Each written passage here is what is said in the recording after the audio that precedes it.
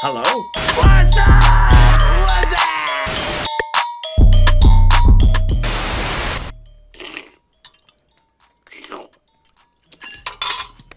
Hey, Carl, what's up? Okay, people, welcome to Group Chat episode 28. We got a great show for you guys today. We're going to answer your questions via Instagram and Patreon. We got some serious product talk today. We got trivia, we got heater clips, we got turbo takes, we got a call in from the artist Lucas Beaufort. We got some big brand announcements. It's going to be a good show. Before we get into it, I got to say thank you so much to all the sponsors for coming on board and making this show possible.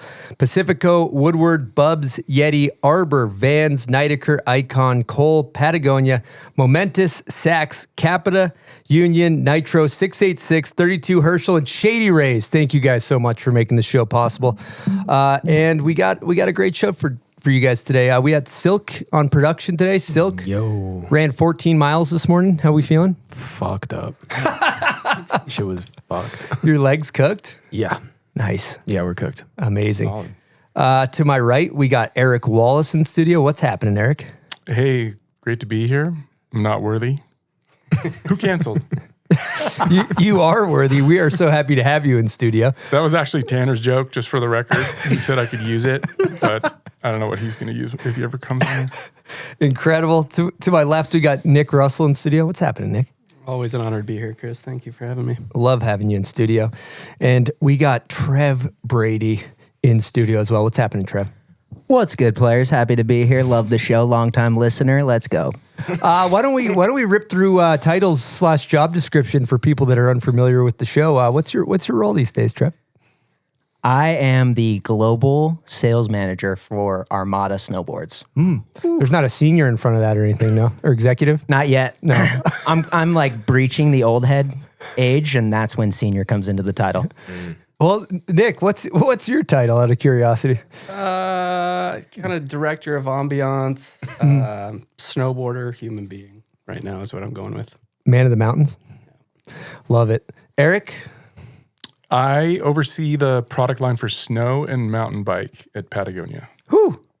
Love to hear it. We got some good product talk coming down the show later. But before we do, I want to kick it off.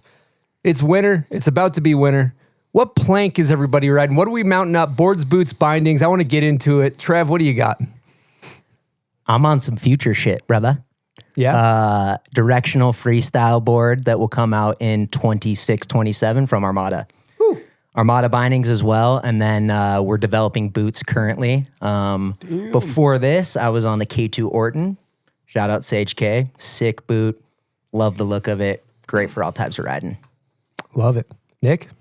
I'm always on a split board most of the time.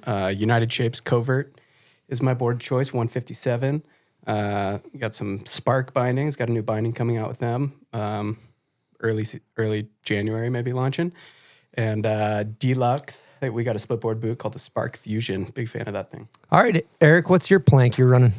Well, I'm a middle-aged free agent, so I kind of bounce around a little bit, but primarily I ride a United Shapes Cadet. And what's the black split that I have? That's a Covert as well. Covert split, which is sick. But then I also rode a Jones Stratos, which I loved in the spring. And then Nicholas Vulcan's boards. Karus are super fun. So kind of bounce around. Wow. All right. Got a whole It's not tied down. a whole army of boards. Until you start paying me to ride. Yeah. Loved hearing that. Well, we're going to jump right into Nitro Turbo Takes. Here we go.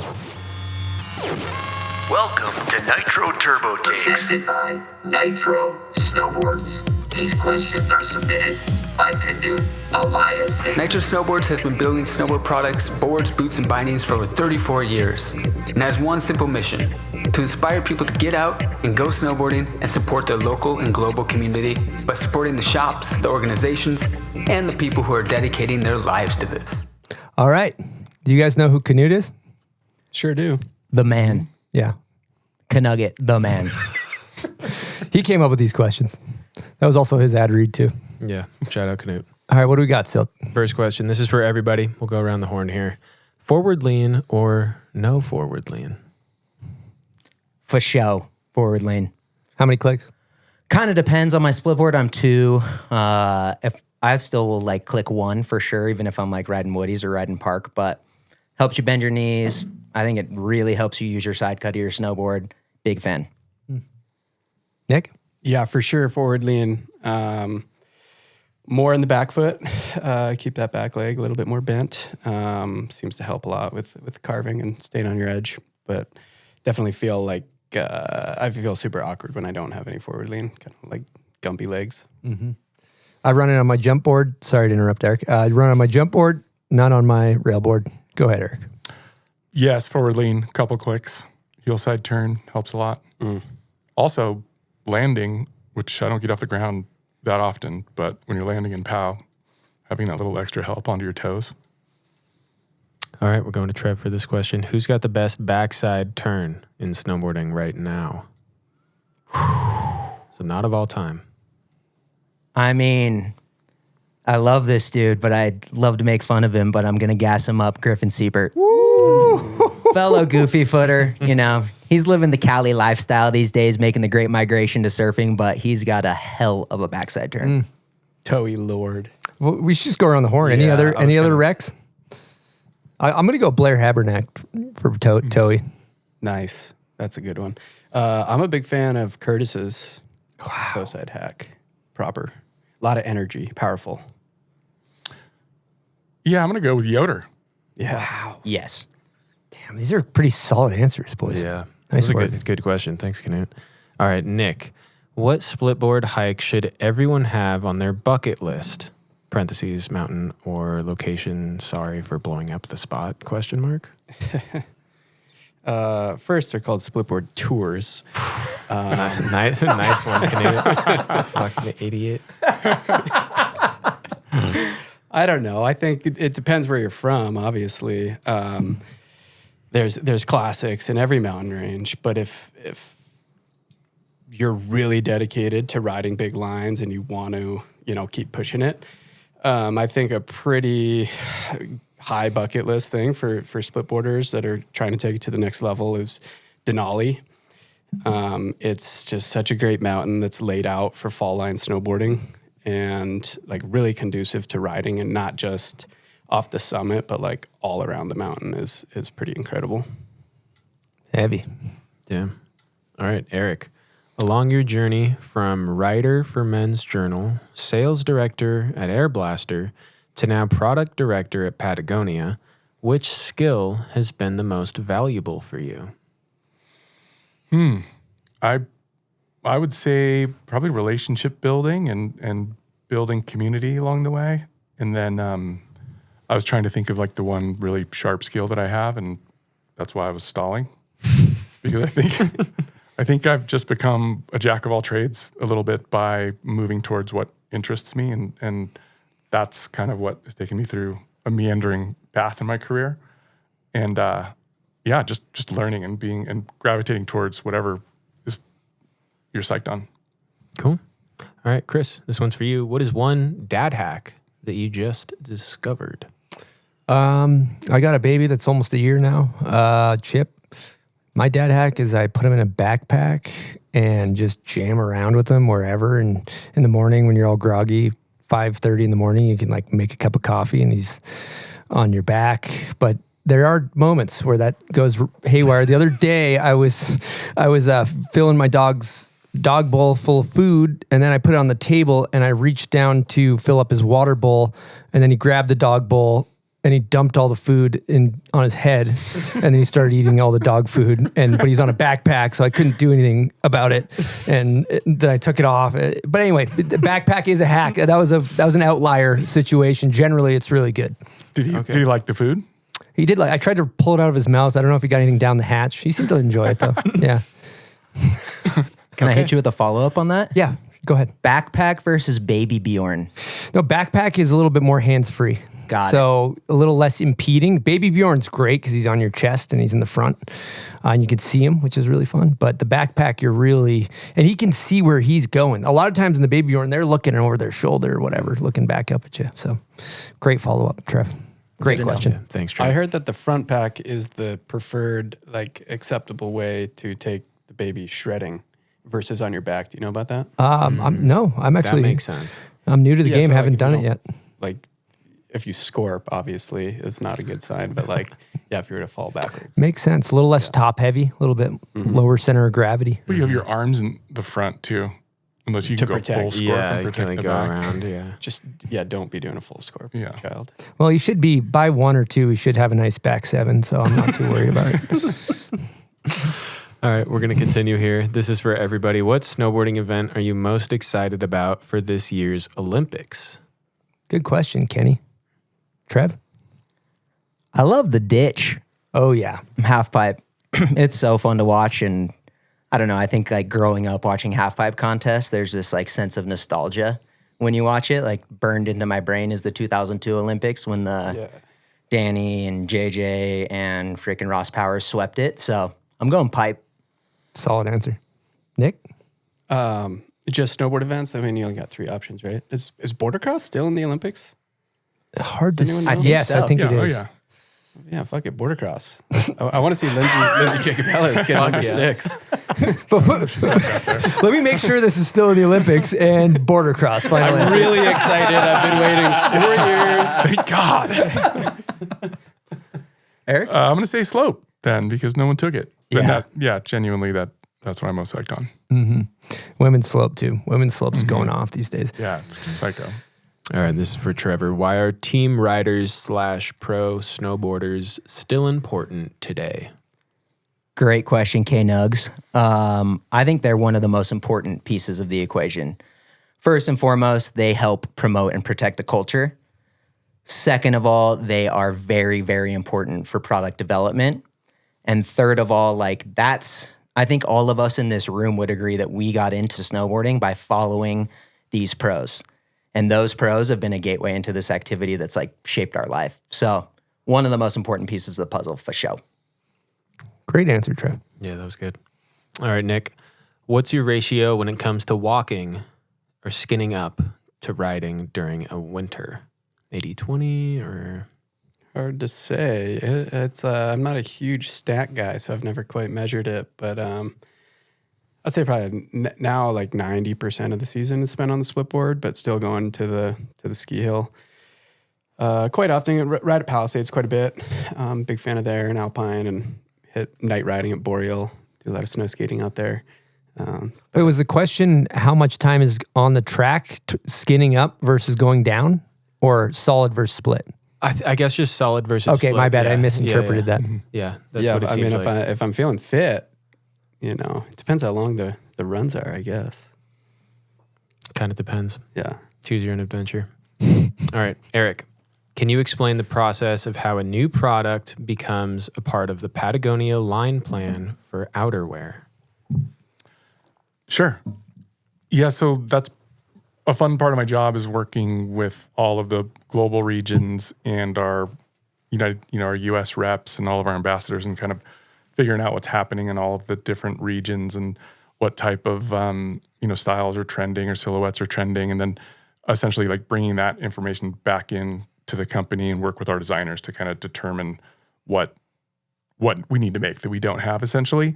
And at the same time, we're triangulating with the materials teams who have like innovations coming 2 or 3 years out, which is part of the big Palace Layer launch this year. There's a ton of work that went into that for 8 to 10 years. So kind of just bringing all of the different pieces together to make sure that our innovation is matching something that's needed by the market. We're not just like putting something out to fill a temporary trend or chase sales. So once we've kind of determined the market opportunity or the need, we bring it in, and then we start testing materials and silhouettes and build into it and see if it goes. And a lot of it is internal and ambassador testing and field testing to determine if it's like a good idea or a bad idea. And we have a lot of bad ideas, and we have the good ones make it through. It sounds complicated. You just got to flow like water sometimes. See, there's an energy river. You just wanna hop in the you can't energy really river. try to overmanage it. There Flow. it is. This is for everybody. What trick are you looking forward to doing first day on hill this season? Turn is a trick, right? Yeah. Sure. Done. Okay. Toe side turn. Is a turn a trick? Debate. Go. It's a movement of bodily function. Okay. A movement. When it's done correctly, it's a trick for show. Great. Okay. I got a question. Follow-up question. What's the difference between turning and giving up? Trick question. Nothing. It's the same thing. Just kidding. No, a well-executed turn is a trick, but good topic. I'm going to do a backflip. I'm excited for a backflip. I'm staying flat based, dodging rocks, depending wherever I'm at. That's a trick. Yeah. Not even turning, just staying flat base is what you're looking forward to. Yeah, no, with the flat base turns, it's a technique in its own right. Yeah. Flat base turn. I like that final answer. Trev, did you answer? No, but I'm backing you up with the back lip. That's like one of the few people pleasers that I still got in the queue on the steel. Oh, yeah. So you kind of got to dust it off first go just so you don't lose it. Maybe ping the tail on the way up, just back taco right over the rib. 100% hit your heel cup because you're just like 4 inches short. Yeah. That's what I'm looking forward to most. Yeah, it's good to hit the ground early. Trevor, can you explain how to host a kick-ass product clinic for a snowboard shop? 100%. That's my specialty, boys. First of all, it's all about stoking out the shop employees, and I think most shop employees would agree that like a good clinic versus a bad clinic, there's a huge difference between the two of them. So I like to have like a good outline. Obviously, you're freestyling it, you're tailoring it towards the shop and their needs. But first of all, like starting out with the brand history so that the employees can understand the entirety of the brand. How long it's been around, what the ethos is, a little bit about the founder, yada, yada, yada, giving some of that. Next, I think going into tech, but not over teching. A lot of times, like, even like with a consumer, like consumers' attention spans are so short when you're selling them a snowboard that you almost need to come in with like the most impactful, important information and kind of leave a lot of the fluff aside.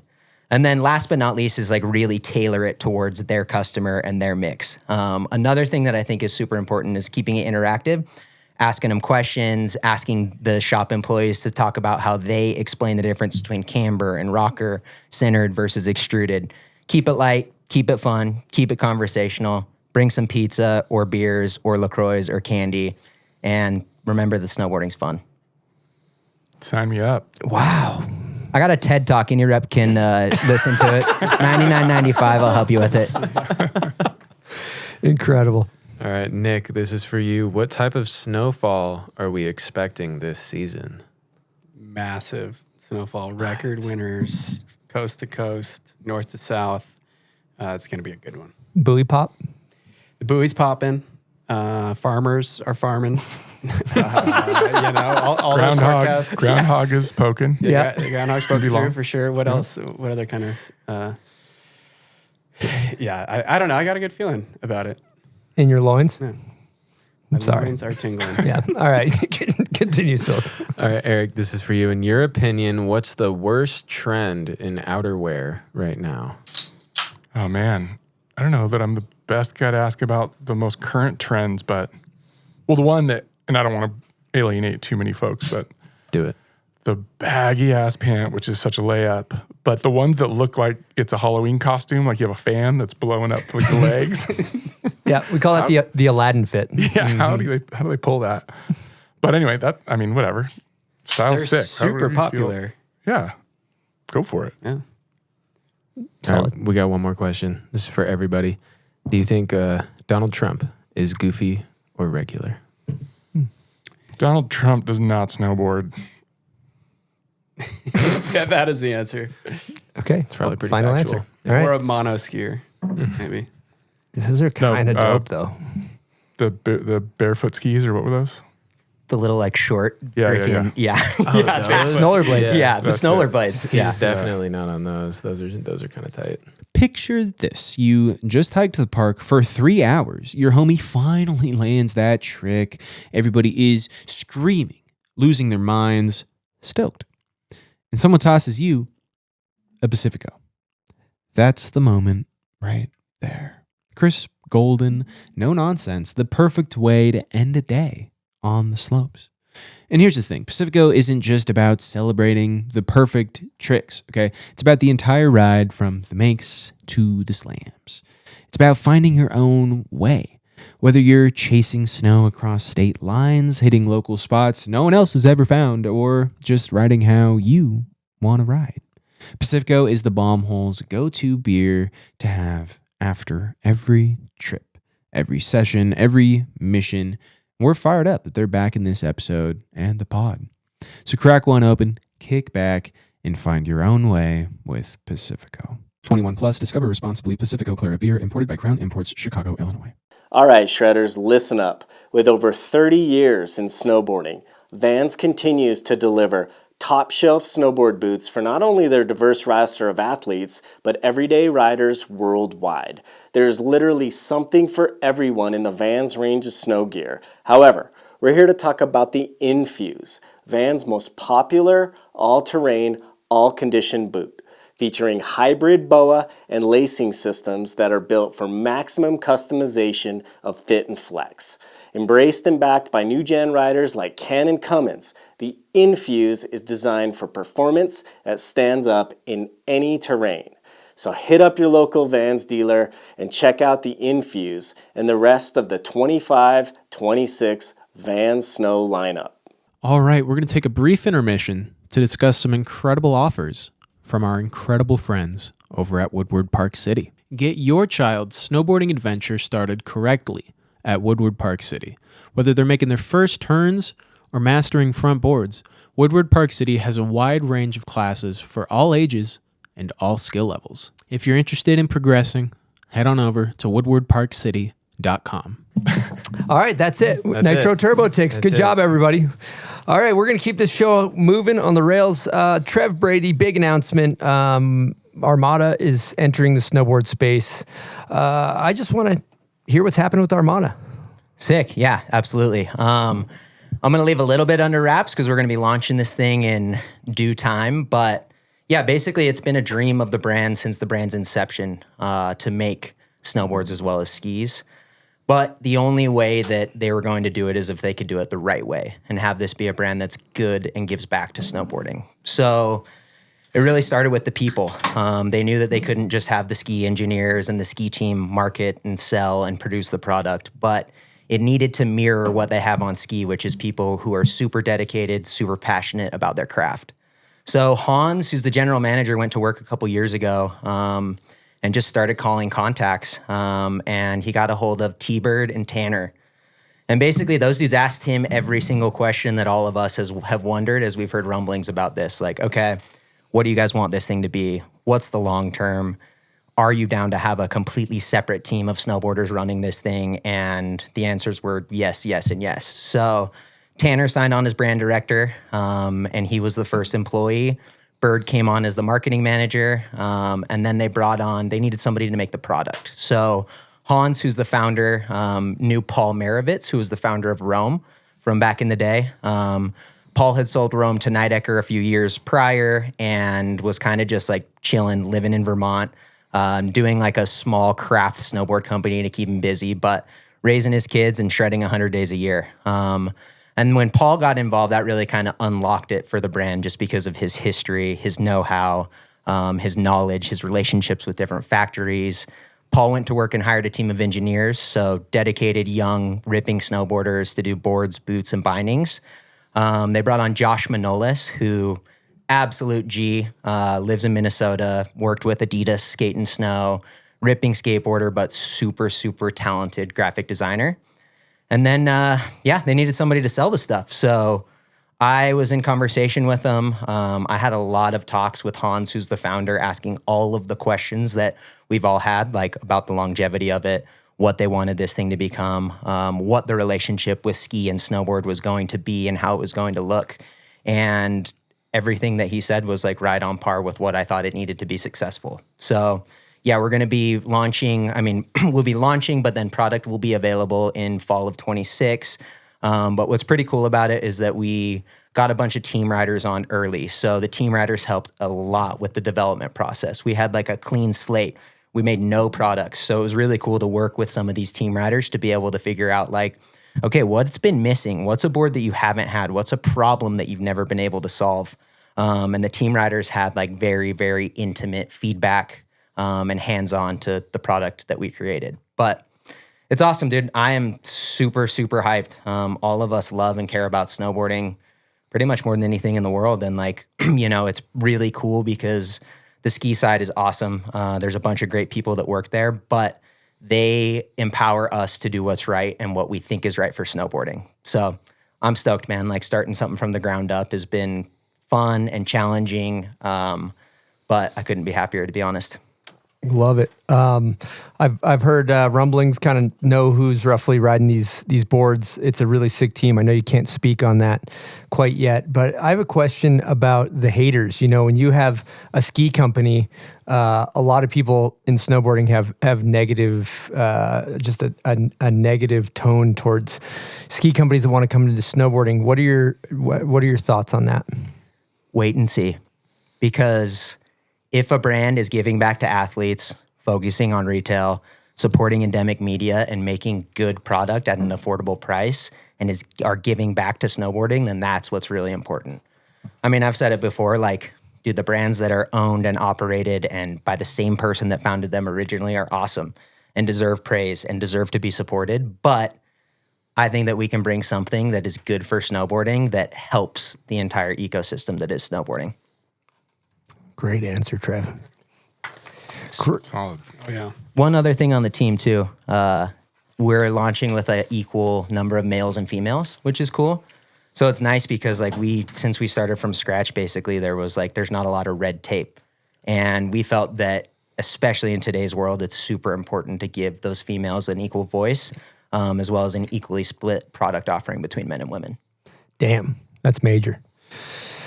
Good stuff, Trev. Well, exciting stuff happening in snowboarding right now. We're going to keep the show moving, and we're going to get into Run Through a Wall trivia. Welcome to Run Through a Wall trivia.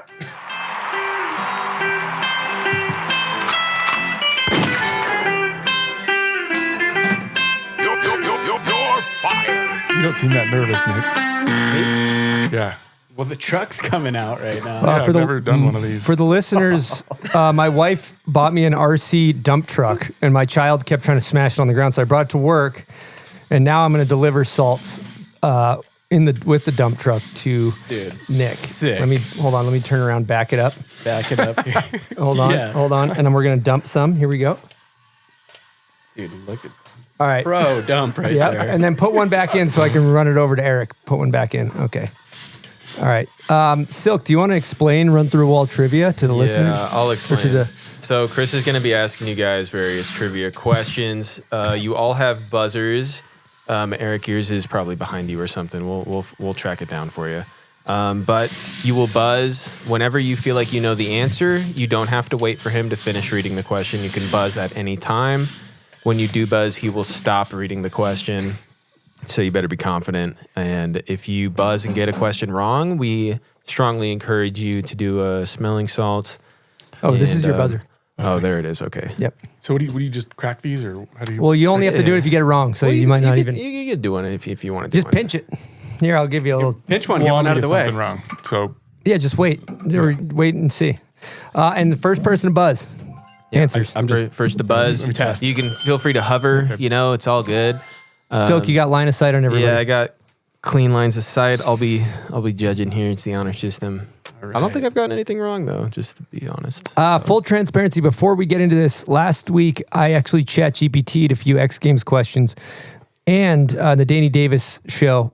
There's some false information in there. So I as the first time I used ChatGPT for this. Maybe the last time. Probably the last. I apologize. I had a couple X Games not correct facts. So mainstream news, you just can't trust it. You can't trust it. Yep, we were providing fake news out there. So, all right. First question. Focus up. In the standard videos, the acronym TB stands for. That was Trevor. Totally bored, brother. That's correct. Trev's on the break. You guys are fucking on hungry. The board. Next question. What is the proper term for split boarding? Yes, Eric. I know what he's going to say. 5, 4, 3, 2. Powder shredding. It's incorrect. Are you just give that thing a little pinch? Nick gave a buzz here. Because it's coming from Chris, Granola board. That's correct.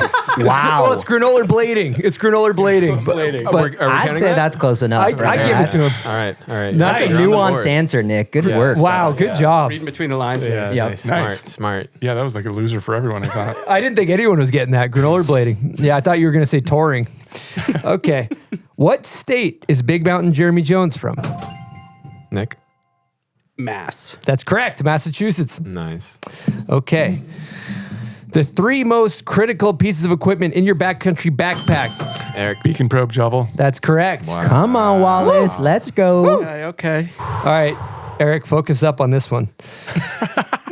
What does, I don't know if it's an acronym, but kind of, what does the acronym PFAS stand for? I think that was Trev. Yeah, take it. I don't got it. Some fluorocarbon, performance fluorocarbon. I don't know. It's Nope. bad for you, though. All right, we'll send it to Eric. Well, I don't know if I'm going to nail it either, but I don't know. You know. I do. I'm just like blanking now. It's terrible. Polyfluoro. I can't, there's so many Come on, you got it. consonants. Yeah, I you don't even, got it. I can't, I'm looking at it. I can't even say it. Polyfluoracyl. Polyfluoracyl. I'll put the text on the screen. Yeah. Yeah, I Let the don't think I've listeners actually decide. ever said it. But we were giving that to Eric? I don't No? think I he don't said it deserve that. No. right. Okay. It's like Trump trying to pronounce it. Yeah, granola. Yeah, Yeah, acetaminophen. exactly. Acetaminophen. Okay. Who filmed the full split board part in TB9? Dave Downing. That's correct. Goat. Goated. Damn, is he in the lead right now? Yeah, he's low-key running away with it right now. 3-1. Okay. Okay. What company did Jeremy Jones ride for? Trev. Rozzy. Correct. Dude, what if it was What if the it was? other Could have said Patagonia. Hey, sometimes you gotta just let Jesus take the wheel, brother. I love that. Like the confidence. Crying from the salt, still, bro. Trev's in a clawing good his way way. back. Cheers. Okay. What was the first board Craig Kelly helped develop at? I'm going Trev. Was it? I thought Eric had All it. right. We'll give it to Walleye. Let's give it to Eric. I'll throw a replay on the screen then. We'll see. Do you think? I'll stay out of it. No, let's give it to Eric. Let's give it to Eric. Air. It's got to be a little more specific. Okay, Yeah. we'll go back to Trev then. Well, I was gonna say Craig Kelly Air, but I think it was like the CK1 or Something, something yeah. that was like the precursor to that one. Doesn't seem like it's what we're looking for. It's the word air is in it. but Yeah. It's Is it not the Kelly Air? Kelly Air? you guys are all wrong. like everyone's gotta It's do the a self mystery air.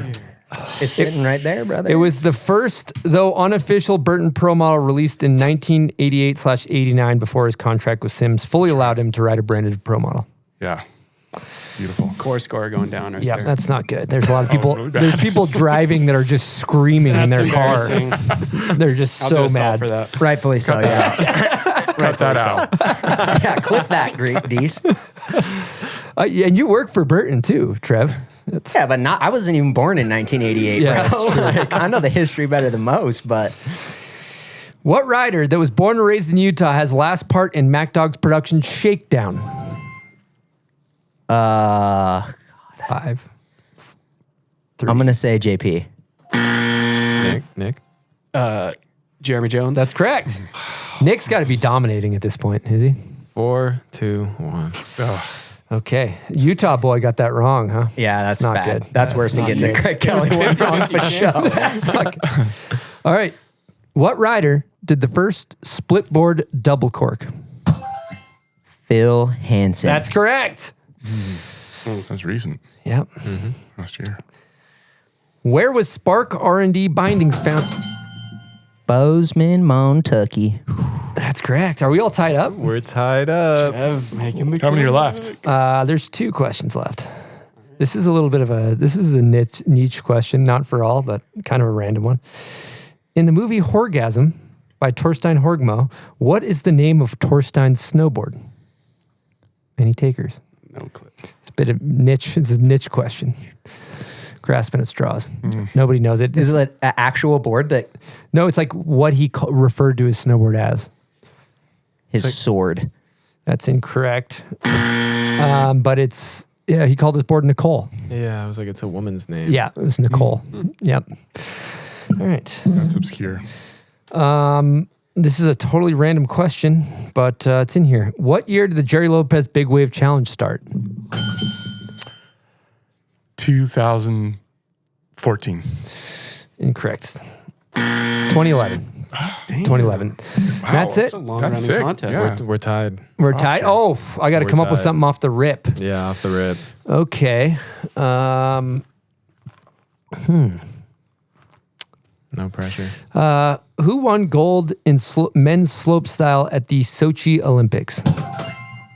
Colonel Kotz, bro. That's correct. There it Congratulations. is. Very close. You got a win here. This is hand that down. That is for Trev. Just taunting you with that, Nick. Sorry. I know. You even pass it to me to give to him. You got your trophy. This is what you could have had. What do we think about the monster truck delivery? Are you guys down for that? Big fan. Impressed. You're nice behind the wheel of that thing, Thank too. you. It's a little twitchy. I think next up, you got that RC deal. Yeah. Yep.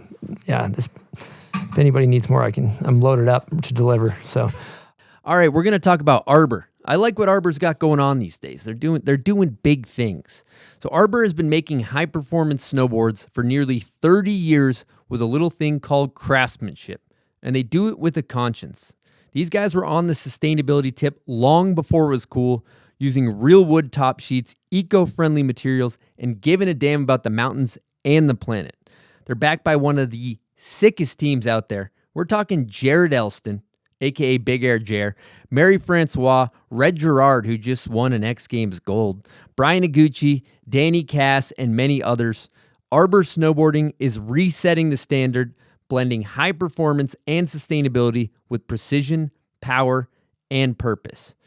So whether you're straight lining like a psycho or going full dummy in the park, Arbor's got A-grade boards and bindings that you need to ride your best. So check out Arbor. They got a lot of cool stuff going on. All right, let me tell you what I'm excited about, people. These Bubs Naturals Hydrate or Die hydration packs.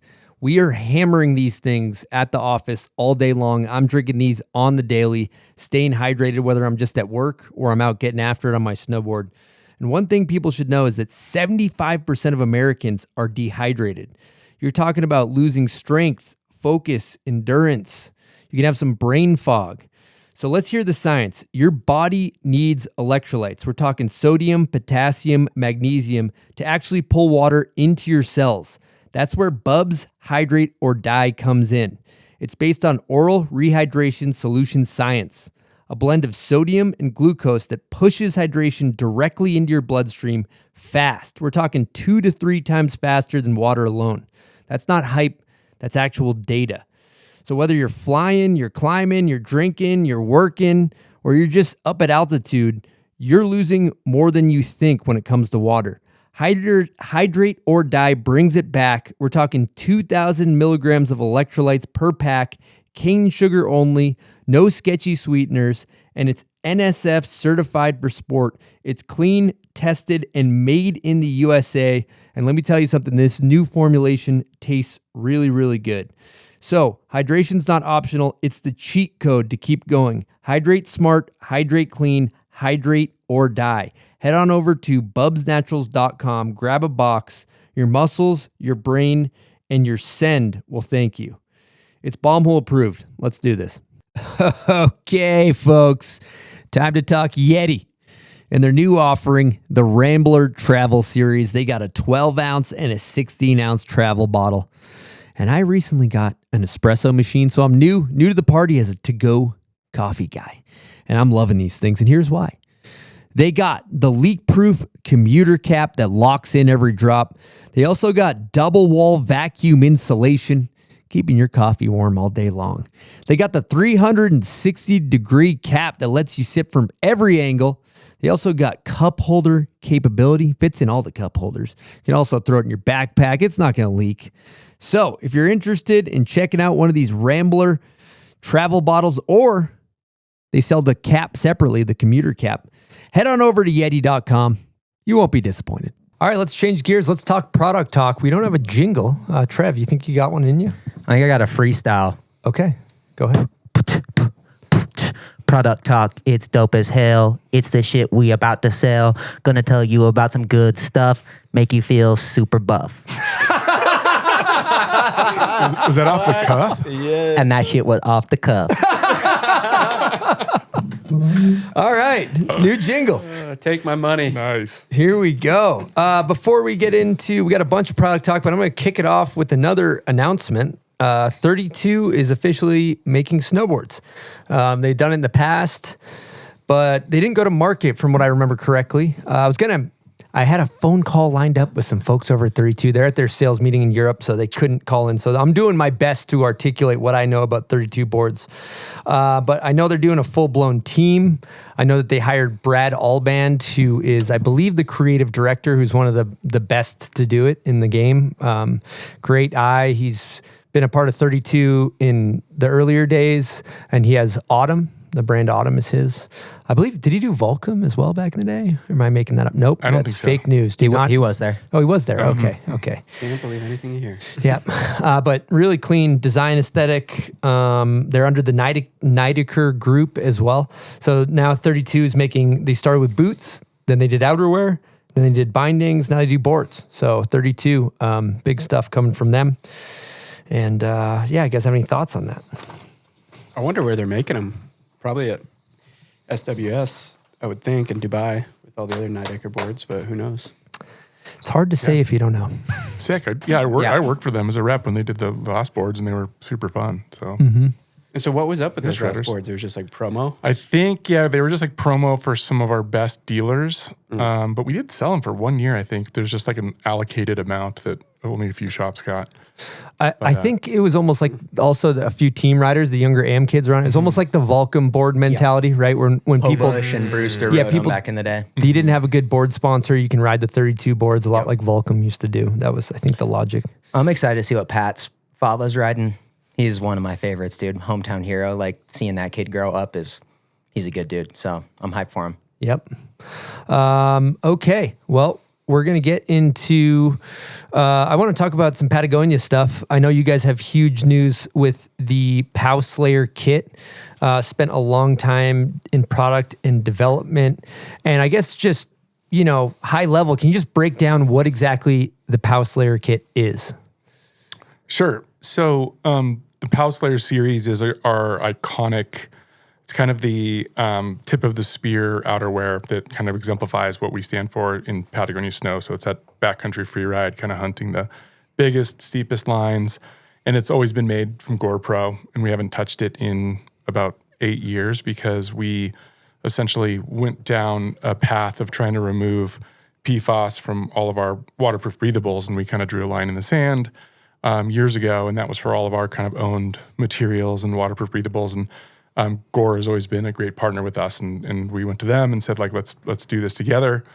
Our timelines might have been a little bit different than theirs, and so through like the spirit of good partnership, we've for 8 years been working with them to pretty much completely change all of the inputs that goes into what makes Gore-Tex that like trusted, longest lasting waterproof breathable material. And then the Pro is the ultimate version of that. That's going to last the longest and, deter contaminants and keep you the driest for years and years and years. So in that, we were making a lot of like different redesigns and really building into new innovations on the design side at Patagonia with outerwear. And so we learned a lot about patterning and fit, and also just had a ton of time to test with ambassadors and figure out what the next version of that POW Slayer was going to be. And so that launched 10-1.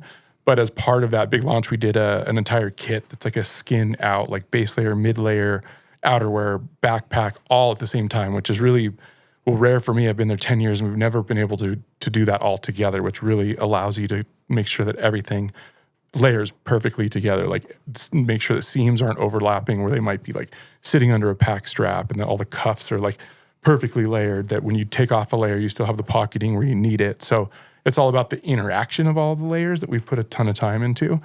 And we're psyched. It just launched like a week ago, and people seem hyped. Incredible. Before we keep going with that, I'm a rail dog, so I would love you to educate me, because I'm not really well educated on Gore-Tex and exactly, the changes that have happened with the new materials and why. Can you just on like a first grade reading level explain all that to me? Yeah, so there's been a couple of major milestone changes in the chemistry that people use in waterproof breathables, and forever chemistries or PFAS have been used in a lot of things to repel basically contaminants, grease, water, whatever. And they exist in, you guys have all heard about it, like cooking pans and a lot of like technical outerwear in the membranes. And then it's also a coating on the top. And that coating gives you that like beading, that really nice beading, which is really important psychologically because people are like, this is waterproof, it's beading. And at some point, like that beading wears off, but the PFAS chemistry is like really made it strong and durable over time. And it's really good at repelling those contaminants like oil, nachos, whatever you get on your jacket. So as soon as the world started to learn that those forever chemicals are in all of our blood and they're really bad for us, and they cause a lot of like systemic illnesses over time, we were just like, we got to get out of this stuff. And so that meant like moving into a whole new chemistry that doesn't have those harmful effects. So that means we have to remove it from the membranes. We have to remove it from the face fabrics. And it exists everywhere. Like at a place like Patagonia, it's in board shorts and it's in like swimwear, which is crazy because you're like, why would you need it in something that's like going underwater? But it really helps stabilize fibers. It helps dry time. It helps with all these different things that we've been using it for years. So in order to move to this new chemistry, we realized that like it has to be done, but that also that beading that I talked about, it has to be taken care of. The jacket has to be taken care of a little bit differently in order to keep it clean, to keep that beading to happen, because the new chemistries, they're not good at one thing, and that's repelling the oils and the contaminants over time. So they start out really, really strong in that DWR, but then if you get it greasy or something, you have to basically wash it to get back the DWR, kind of excite the DWR. So that's kind of the learning curve that we've all been going through. We've been going through that for 5 to 10 years, and that's why Gore Pro took so long to get there, because it's the pinnacle of that level of testing to get it to really like work for as long as possible. And then that's, ties into longevity, where it's so important that you can keep your jacket and your pants or your bibs in your closet and keep using it year over year. And if you don't have that beading, you may not be getting wet on the inside, but like you're bummed, and it's a different feel. So it feels spongy. Yeah. If you don't have that. Yeah, exactly. Spongy. And then also you feel like wet and cold through the membrane, and you think you're wet even if you're not wet on the inside. And that's a very real part of the experience. And if you're touring, it affects the breathability too. So if it's not beading and it's not drying quickly, you start to really feel that. And I think, our ambassadors were like a big part of testing all this. And there's definitely like a learning curve too for you guys. And so, correct me if I'm wrong, but it was Patagonia that came to Gore to develop this PFAS-free new Gore EPE, correct? Yeah, so they had some efforts and different developments happening that were going to try to kind of navigate the world of regulations that they saw coming down the pike, and also keep what they know is like the best stuff, the best chemistries, the best membranes, et cetera. And we were like, we can't go there with you. Unfortunately, we're going to be out of it by this time. So if you guys keep doing that stuff, we're gonna move on and do some other kind of proprietary fabric. But it wasn't in the spirit of like, we're bailing on you guys. It was more in the spirit of let's try to do this together. We promise we'll commercialize any PFAS-free Gore-Tex. We trust you that you guys can come out with. And so they have multiple levels. They have like general outdoor, which is the 2-layer, like kind of wear it in the resort. And then they have extreme and extended, which is better for touring or if you're like ski alpinism or something. And then they have the Gore Pro. And so we knew that was going to take a long time. And at first they were like, well, we don't think we can change our entire supply chain. But eventually, over like a year or two of negotiations and trying to be good partners, they turned around and so I don't think that we did that, but I think I'm pretty proud that we were a part of it. That we kind of like told them we'll go there with you, and like a lot of the other outerwear brands have been hating on it for 5 years, like the new shit's not going to be as good, and we're like, well, it's going to be real close, and that's where we're all going. So get used to it, and then we're going to continue to innovate and make the DWR just as good as the last stuff. It's just a little bit of an adjustment. That's sick. I feel like it's really cool that Patagonia, with the brand being as big of a brand as they are able to leverage the factory like that and kind of partner with the factory for something that's like better for the consumer, better for the environment, better for all the other brands that will eventually be using Gore. Like, it's really sick to see a brand like that throw their weight around that way for something that's like for the betterment of all. Well said. I'd love to hear about the extensive R&D, Nick, that went into taking this idea and all of the wild ride that came along with getting this stuff good enough where you feel like you can go to market with it. Yeah. I mean, this is what, 5 years in the making. So I remember hearing chatter about it because the Pow Slayer, is the kind of the pinnacle piece of outerwear in the line. And there was a couple year hiatus there where it just wasn't available. And for people that are in the backcountry, like that's kind of what you want. You want the most bomber, weatherproof, durable material that you can get. And they started talking about this new material and starting from scratch. So Wallis, Maggie, and a ton of other people involved behind the scenes, we kind of slowly started getting protos, try this cut out, this fit. It doesn't have the new material, but this is the vibe that we're going for. Do these zippers make sense here? These pockets, things like that. And then for me at least, the first R&D field testing trip was to Patagonia, southern Argentina, El Chalten. A couple summers ago, I went with Marie-Francois, Wallis, Maggie, who's another designer, Carson Oliver, skier. And we had a grip of protos to go take down there. And I mean, this is like pinnacle Patagonia. It's the Fitzroy skyline is the logo. So it was like really cool to be there with the crew and get that whole feel and ambiance of the mountains, really strong energy going on there. And it's also known for the gnarliest weather in the world. It's at the tip of South America.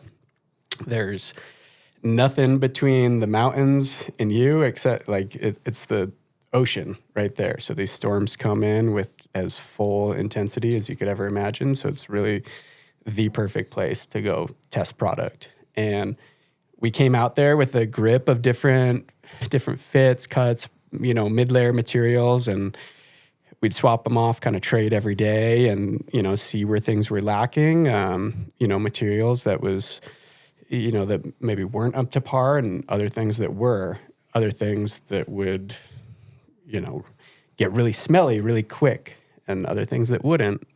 So they'd be more breathable and repel that sweat. And it was a really fun process, and I think we kind of made a lot of headwind on that trip.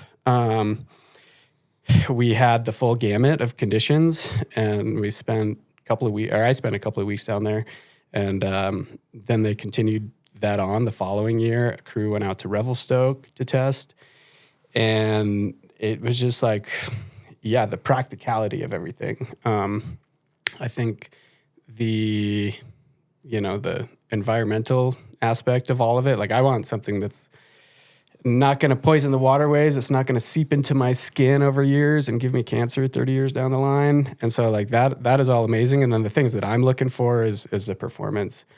Are these vent zippers in the way of the backpack straps? Like Wallis was saying, when everything is paired together, do the pockets make sense? Are they in the right places? Do we have cinches in the right places? Is it, kind of chafing against certain areas when you're walking? And I think what's so great about the Pow Slayer for me is, so I'm, primarily on a split board, so I'm doing a lot of touring. And traditionally, like big picture split board touring gear is,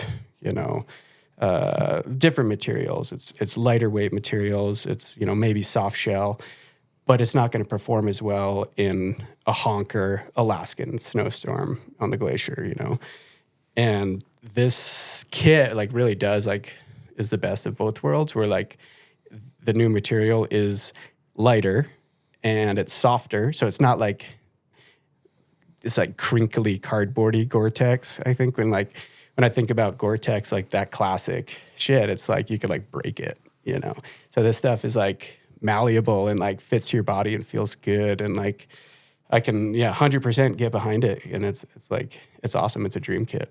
I know you mentioned you maybe have some story with Marie that happened in the testing time period. Yeah, we had a couple, but so in El Chalten, the glaciers are quite high.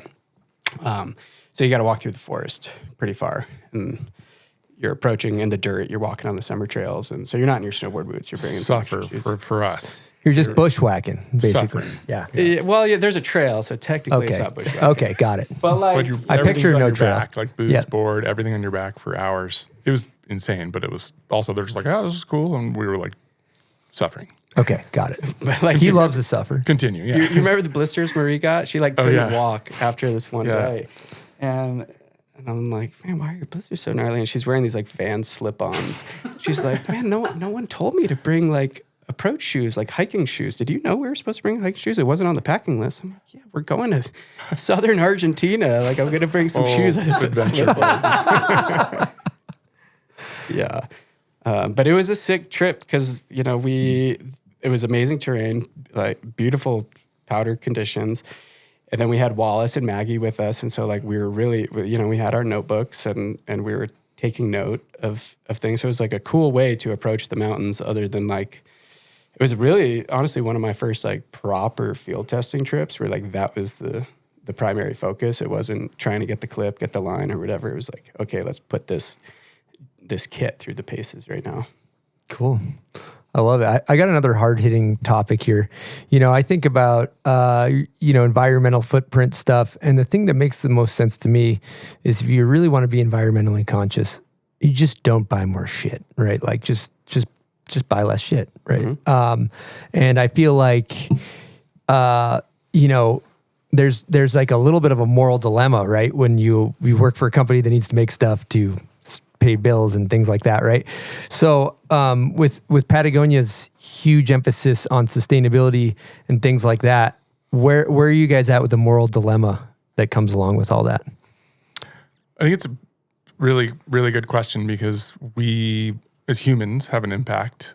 We all live and exist and need resources on this planet. We have kids. We want to get around. And so, rather than saying we don't have an impact, it's like, right, we have an impact. We're making products. We're living our lives and making choices every day. But so in a sense, like we talked the other day, it's like we're hypocrites. Like people like to throw around and point at the hypocrite thing at a lot of people. And you're like, okay, yeah, we're all hypocrites. I love gear. I love supporting like cool brands and cool gear. But then once you accept that, yeah, we're a hypocrite and we have an impact, then what do you do with your day and your life and the brands that you support and how you create product? And it's everything from like, yeah, there's little things in the industry that are like overproduction is a major problem. Like if you have a lot of companies that have a really high level of revenue that they want to hit every year, they're just going to make a shit ton of product to hit that revenue. And like at Patagonia, for one, like we try to get a really, really accurate demand signal every year based on what we sold last year, based on what's happening with the economy, and not make more than that. So that like if you see stuff, we have a sale every year because there's like odds and ends, and that's fun too because people that can't afford full price can buy from the sale. But like we try to like cut to order. And I think a lot of rider-owned brands and a lot of like smaller companies that maybe aren't publicly traded try to do the same. So that's a big part of the responsibility. And then also, yeah, like we have all of these systems in place and processes from like quality and repairability and the ironclad guarantee and these things where we're like, don't get another fleece if that one's working. We're going to like repair it for you, just keep it in your closet or pass it on to your kid or whatever. And that's like really the number one thing you can do. And that's like you said, like if they're snowboarders that are making product that work for the companies, they're making quality product. They want stuff to last and they want it to be like the best shit out there. So that's sustainability right there.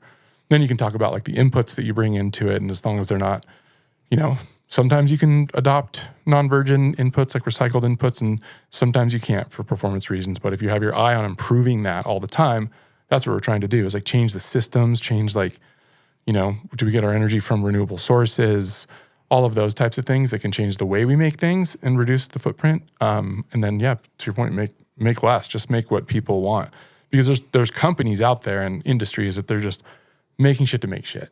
And they're not thinking about how long it's going to last. If someone's going to buy it, they're going to make it. So there's a sliding scale, a spectrum within all that. I think one thing that, when I worked at Milo, we brought Patagonia in. And I think like one thing that I remember about Patagonia is the repair policy for warranty stuff. And even if things are technically out of warranty, the fact that the consumer can send something and have it repaired for like a minimal cost, So like I've always looked at Patagonia as a brand that like obviously has like very high social values. They got to sell stuff just like all of us do to keep it going, but they definitely like put their money where their mouth is with the repairing. And I think like I have seen other brands start to do that. It's honestly like probably more cumbersome and costly for them to repair it than just ship out a new jacket. But things like that is like something that like really is special to me about Patagonia. Cool. I think it's cool seeing like younger and younger snowboarders and skiers that are valuing that and like to have like dirty stuff that's patched up, and that's just great. And then if you do evolve into like different new products and you're like, oh, I've got a 2-layer jacket for the park, but I think I want to get into the backcountry and want a more packable 3-layer that breathes better. Sure, evolve into that and get your 3-layer, but just like wear it into the ground, you know? That's what's so sick about like the quiver mentality that I think just doesn't only apply to snowboards, but you know, your clothing, your tools in the garage, you get into a new sport. And, you know, I'm kind of trying to get into biking right now. So I got my road bike, I got my gravel bike, I got a mountain bike, all those things. So if I buy a new piece of equipment, it's like a tool that I'm lacking, or it's a feature that I'm missing that I wish I had that would be a general increase in my quality of life index. Like, you know, I don't necessarily need the newest bike gear, but like I want a seat dropper, you know, on my mountain bike because it's going to make my life that much better. So I kind of think of that with snowboard gear as well, to like invest in this good gear, and you have it for certain situations, like snowboards, for example. You have these, you know, these very specific boards that you only take out on certain days. So in the big picture, you're only riding that board 10 days out of the year, and you're going to be able to have that board for 10 years. So yeah, that quiver mentality, I think is pretty cool to like apply towards everything in life. Yeah, well said. Going to Armada, just talking about product stuff along those lines, what went into the testing when you guys were releasing new boards? I mean, it was all athlete testing.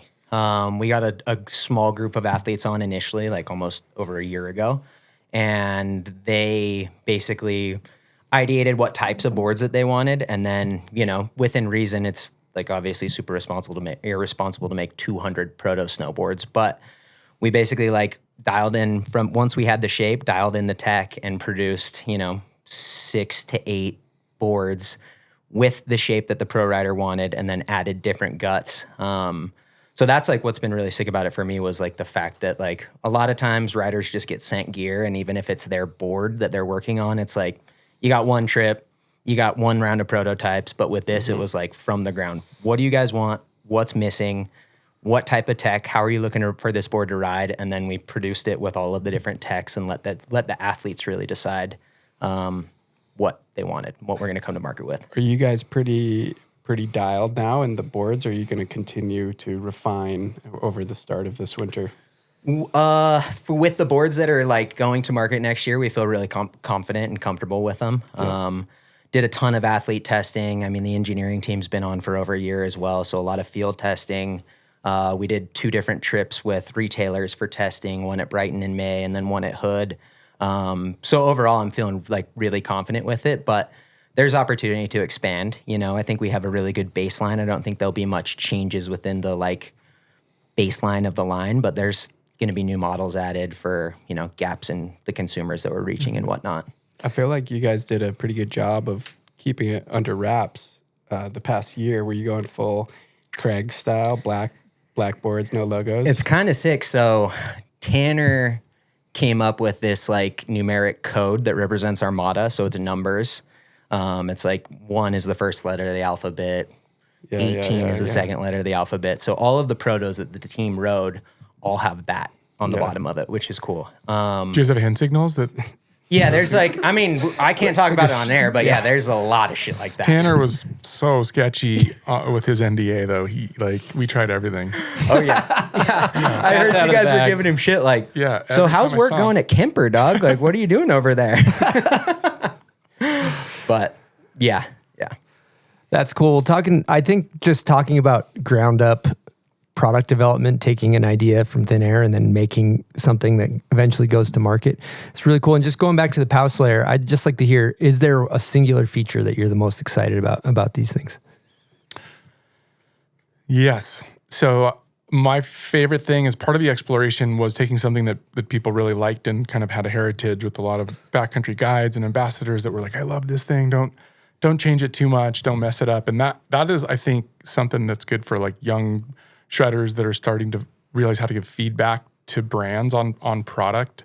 A lot of times you come in, you like want to find things that are wrong and suck, but it helps just as much to find the things that you really appreciate and you notice and be like, dude, I love this pant cinch or whatever. So that was part of what we did was like, what are all the good things that we're not going to really mess with? And then let's try to refine those. And a lot of that exploration was around pocket configuration. And we were like, all right, if you're going to be carrying your devices in different pockets, depending on which mode you're in, like split mode or transition or descent, where should these pockets be? And we asked ambassadors and we asked a bunch of field testers and we got literally all different answers, as you would imagine. Like everybody likes to use things differently. And so that was part of it, is like, how can we build in functionality if people want to run their phone and their beacon in a certain way and keep that distance between them so there's no, issues with the functionality. So that was part of it. And where we ended up was like building these kind of like hidden pockets and these discoverable little features. So there's like some stretch woven pockets hidden in like the thighs and the internal pocket that hold everything nice and tight. But also my favorite one feature is this, like, it's an expanding chest pocket on the jackets essentially, and you can't really see it in the like normal day. It's kind of like an origami pocket that if you want to put a skin in it or something, it expands, but it expands away from your body, so it's not taking up space inside. But then it just kind of folds away, and you can't even see that there's a pocket there. So just like real like minimalist like benefit features that I think kind of exemplify the entire design ethos. Did you say skin in there? Skin, yeah. You get skins in them. Yep, nice. You put skins in your backpack or back in your jacket, Nick? It depends. Like the when you want to maybe put your skins in your jacket is if they're iced up and snowy and you want to warm them up for the ride. Like you get to the top, your skins are all iced up, covered in snow, whatever. You can put them inside your jacket to warm them up, so they're gonna stick that much better on the next way up. So it kind of depends. But yeah, that's a pretty sick feature. And not that you asked me, but my favorite feature on the page. I was asking both of you guys. Yeah, my favorite. I just interrupted the skin question. Sorry. Yeah. I love I'm like a huge fan of the cinch on the bottom of the pant. You see, it's been a trend lately in the backcountry. You'll see a lot of riders with ski straps. I think like the snowmobilers it helps with, but then split boarding and boot packing, really anything like keeping that ankle tight so no snow is coming in. And that was always my thing, like pestering Wallis. I'm like, I love the cinch. And so there's kind of just like a robust cinch in there. So no snow is going to get in there. We have like this really sick scuff guard. So it's like durable. So for me, like if I'm climbing a line and have crampons on, it's like a bit burlier. So if I'm brushing against rocks or, got the sharps on, whatever, it's not going to poke a hole or anything like that. So it's like, yeah, just super bomber. And good for crampons. It's huge. Great for crampons. I know that's huge for you. Yeah, that's something I look for in every jacket and pant. It's huge for me. Yeah. What kind of cinch are we talking? Is it like a pin, like a normal bottom of the pants cinch, or like is it a Velcro strap or exactly? You have the pants? I do. Yeah, I have some. I want to hear. Cinches are a big topic of discussion in all pant development. Mm-hmm. Yeah, we're giving away the secret sauce here. Yep. So I've been talking to the mic. Yeah, there you go. Testing these pants for well over a year now. I got these from Glenn, one of our designers, and they kind of, you just get gear. They're like, yeah, beat this shit up and see if it works. So Wallis likes to make fun of me of how dirty I get my pants. Oh, it's great though. They're so scummy. This is a beefy cinch, right? Yeah. Oh yeah. That's a quality cinch. Yeah. Yeah, but that's an example of like we didn't do it on some pants over the last couple of years, and then by somebody like Nick, and then Ryland was fired up on it. It's like, why aren't you doing that? It's so obvious. We need that. And so we bring it back because we'll drift away from things if you don't tell us what's up. Yeah. Yeah, but like took these pants to India, like I said, like well over a year on them, and I'll still run them. Probably should swap them out at some point, but I love them. They're still working, and so it's just sort of like a testament to the, if it ain't broke, don't break it type deal. If it ain't broke, don't break it. You are, I have to say that you are supposed to wash your Gore-Tex and your waterproof breathables. That's the biggest message with PFAS free, is that wash it, that gets rid of the contaminants, and then put it through a normal dry cycle, like a normal medium dry cycle, and that kind of essentially reinvigorates the DWR. A lot of people don't think they're ever supposed to wash their waterproof breathables, but this, especially in this new paradigm, and treat them like your skis and boards. Like do it a couple times a year, and whenever you feel like you have the time and it's the right time, wash and dry. It's interesting because I would think that when you wash something, it would become more soggy, but it reactivates. It reactivates. The heat reactivates. So washing it gets rid of the contaminants, and then the heat reactivates the DWR. And if that doesn't work, then there's these aftermarket, wash-in stuff that you can use, like Storm Care, Nick Wax, Granger. They make really nice PFAS-free. But it just takes a little more care. It's like a cast iron pan or a pair of skis. You don't just like take a snowboard or a pair of skis out all year and not wax them. Yeah. What kind of a personal question, Walleye, but since you're an expert on the topic, any type of special detergents that we should be using? Like, can you just throw the old Tide? Yep. That's a great question, because a lot of the detergents that have additives, whether it's like softening or scented or things that are trying to do anything besides a traditional detergent, don't use those. But any just regular detergent is great. Sick. Solid. And then to continue along the product talk line, Nick, I know you work on other products besides Patagonia. I know you've been a part of boards, boots, and bindings. Maybe walk us through the development process, starting with boards. Yep. So boards, started working with United Shapes the past year, and super psyched working with Gray Thompson, brand manager over there who wears many hats. But they recently, maybe like 2 years ago, got acquired by Full Stack Distribution. That's a B Corp certified company, which is super cool. And our new Covert split board, top sheet made from bio-based materials from castor beans, which I don't know too much about the specifics of what that means, but it sounds pretty cool. And, they source the majority, if not all, of their materials in the EU as close to the factory as possible to reduce emissions from transportation, which I think like any little step that you can take, and it makes me proud to be a part of the brand, that knowing that sustainability is a focus and something that they're working on year after year.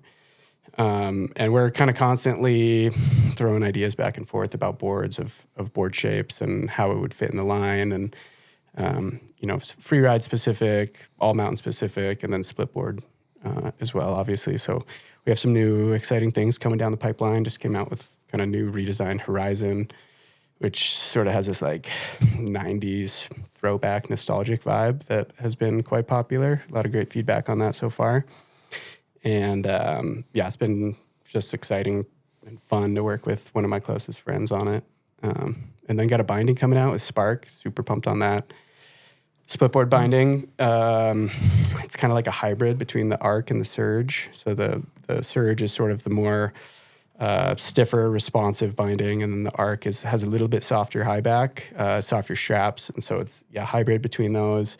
Some cants going on, some canted high back inserts going on, which is kind of new to me. I used to run that. I really wanted to do like a winged high back, like the old Burton ones, but the cant was kind of the solution to that. I don't even know what a cant high back is, to be honest with you, so fill me in. Basically, it would be like the high backs matched to your angles. When you twist it to match your edge. To the side. Yeah, got it. Yep. Okay. Mm-hmm. Thanks for clarifying. Do you cant your base plates? I do run canted base plates sometimes, depending on the board and how lazy I am to set up different different puck system. But I love the canted pucks for sure. It's on the pucks, not the base plates. Yeah, I've done both. I can't tell, I don't think. Really. Neil Provo got me turned on to that years ago, and he swears by it. So yeah, basically just the outside of your foot is lifted up a bit, so you can get a little bit more drive into each turn. And the same thing with the high backs as well. I feel like especially on your heel edge, you can just get a little bit more power coming in and out of each turn. So it pushes your knees in if you were to stand straight up on it, kind of like that's the idea, I guess. Yeah. Cool. Yeah, exactly. Get that Craig Kelly back leg with that cannon puck, brother. That's the goal. That's we're all trying to catch up to. Dude, we've talked about product a million times on this show. I don't think this has ever come up. This is actually super interesting for me. Yeah, I mean, I think you could probably do it on maybe most solid bindings. I don't know, but these new holes that we have on these bindings, it's like a new insert option, and so you can kind of go 3 levels. You could keep it, regular, mid-level cant, or full cant. But yeah, get that power triangle going on. Love it. What about I know deluxe as well, right? Didn't you do some boot design? Thank you. Yep, but we got a split board free ride specific boot called the Spark Fusion. I've been running that the past 2 years now. There's not many split board specific boots out there. There's a handful for sure, but Deluxe has done a boot with Xavier De La Rue for years, and this is sort of like an offshoot of that. So it's a little bit slimmed down, narrower toe box, really rigid sole, Vibram sole. I think it's called like East Ridge. I can't remember the exact tech name, but it's really nice to have a rigid sole split boarding for if you're side hilling, going across the slope on the skin track and it's super icy. That's where you'll hear people have benefits for hard boot split boarding. And that's where they seem to like it because your boot isn't flexing side to side. So if you have that really rigid sole, that's going to sort of alleviate that problem. And then if you start climbing your lines, your foot's not just going to like crumple over itself with the crampon on. So it's really important to have that solid foundation there. And then, we have a heel welt in the back. So you could do automatic crampon attachment. That's huge. That's huge. Especially for somebody like me. Huge. Yeah. But I've been out in the mountains with people that they don't have that and the crampon pops off. And basically, if your crampons are on, it's safe to say you never want them to pop off. Good point. So that heel welt, solves that problem. So did they shoot down the hard boot first and then you went with this? Or did you try to develop a hard boot with them? Where are we at with hard boots? I've never tried hard boots. I have no intention of ever trying them. That's like a huge topic of debate here all the time in the splitboarding world. I think that they are beneficial in certain mountain ranges where you're doing a lot of split skiing, like in and out of the drainages. A place like Rogers Pass and Revelstoke, really long approaches where it's like kind of uphill both ways vibe, where you get done with your day and you still have, however many miles to get back to the car of like hill and dale up and down, where you don't quite want to pole board, so sort of makes sense to ski, but not with your skins on. Or a place like the Tetons, some of those drainages coming out. But a place like Utah, Tahoe, when you're more or less riding back to the car, I just don't really see the benefit of them. And they're more rigid. You feel chatter a lot more, at least from, what I see on people looking a little bit more mechanical. And that's not to say that certain people don't make them look good. Like a handful of my friends make them look really good, but I've just never had that desire to, and would continue to put my efforts into further evolving these splitboard specific soft boots. Are you a hard boot shamer? No, but you know how to find a hard booter at a party. How's that? They'll tell you. Okay. No. I got a question for you regarding etiquette. Poles, in or out on the descent, and what is the cutoff? That's a good question, Eric. That is a good question. So this, if you're riding, if you must have your poles in your hand, you hold them in the backhand. Not one in each hand. They're both in the backhand. Why would you have your poles in your hand if you're riding? Let's say you're going through a big section of terrain and you know there's going to be a big flat meadow that you got to get across. It's not like on your cherry line, you're not riding with them, but like if you know that you're going to come across a flat section, couple loops, hoops, and pulls, will get you out there. But you want the hands in the back, or the poles in the backhand. That was passed down from Tom Burt. So it's legit. Gospel. Yep. And you see people snowboarding with the poles in their hand all the time. Yeah, that's what I'm asking. Like, is there a certain distance that you just have to pack them away? I'd say always pack them away if you can. You're there to snowboard. You're not General there to, rule. play with nunchucks or like deal with this other thing. Put them away, get the full snowboard experience, and just enjoy those turns. Nice. Trev, you got a take on that? Yeah, I would post hole for the rest of my life in 5 foot deep snow before I rode downhill with poles in my hand. I'm going to be honest with you. Like, I just don't really rock with it, but whatever. You know who I think could be a hard booter? Silk. He ran 14 miles this morning. What I see the hard booters when I'm around around the Utah mountains, it's the people that seem like they're really into the fitness aspect where it's almost more about the up, and then they can just quickly switch over, boom, boom. They're going back down, then they can go right back up, and it just gets you right back to the up. And their poles are out the whole time. Yeah. And they got a climbing helmet on when they're walking uphill. Oh yeah, climbing helmet. Up the MS where their headlamp is still on and it's 1 p.m. Yeah, you'll see those guys anywhere. But I think that's the beauty of splitboarding is that it really does have something for everybody, where it has something for that fitness bro that wants to go out before work and mash as much fur as you can. They don't really care about the quality of the snow or their technique of their turns or style or anything like that. And then you can also have the people that are going out there to try to ride the biggest, gnarliest line out there, or they just want to go and ride the deepest powder in the trees. So it really does have something for everybody. Okay, picture this. One day you're chasing POW, the next, street skating in a city you don't even live in.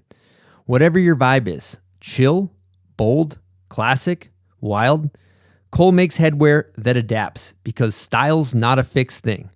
Cole Headwear, however many hats you wear, make them Cole. And I'm also currently wearing a bonnet provided by Cole Headwear. Let me tell you, this thing is clean. So check out coleheadwear.com, and remember, however many hats you wear, make them Cole. Joy doesn't wait, and neither should you. Icon Pass unlocks a full season of turns, trips, and memories you'll ride on all year. Drop in on over 60 unique destinations worldwide with more park laps, more POW mornings, more après nights. Icon Pass delivers more joy all season long. Starting at $349 adult, claim your pass today for as low as $0 down and 0% APR with a payment plan. Terms apply. Your best days on snow don't happen by accident. Line them up today with Icon Pass. Get your Icon Pass at iconpass.com. That's iconpass.com. What's up, Bombhole listeners? I'm Taylor Gold, and I'm here with Nidecker Snowboards for Nidecker Need to Know. Each episode for the rest of the year, you guys can win some awesome prizes like this Nidecker Sensor Pro. I love the camber profile on this thing. It's really fun in the park, in the pipe, honestly, anywhere on the mountain. All you have to do to win is head to the Bombhole's Instagram, and under this week's guest's photo, just let us know what your favorite snowboard trick is. We're going to pick our favorite answer out of the comments and send them aboard. Good luck.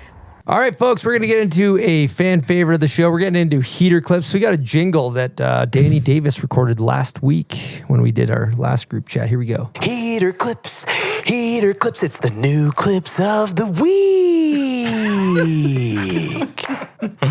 Quality jingle. Yeah, that was great. All right. Getting stuck in the head. So this year's an Olympic year, which is always exciting this time of year because everybody's trying their new big tricks. So there's all kinds of juggernaut chucking happening right now down in Sauce Fe. We got Marie Fakata just did the world's first switch backside 14, and it is a certified heat maker.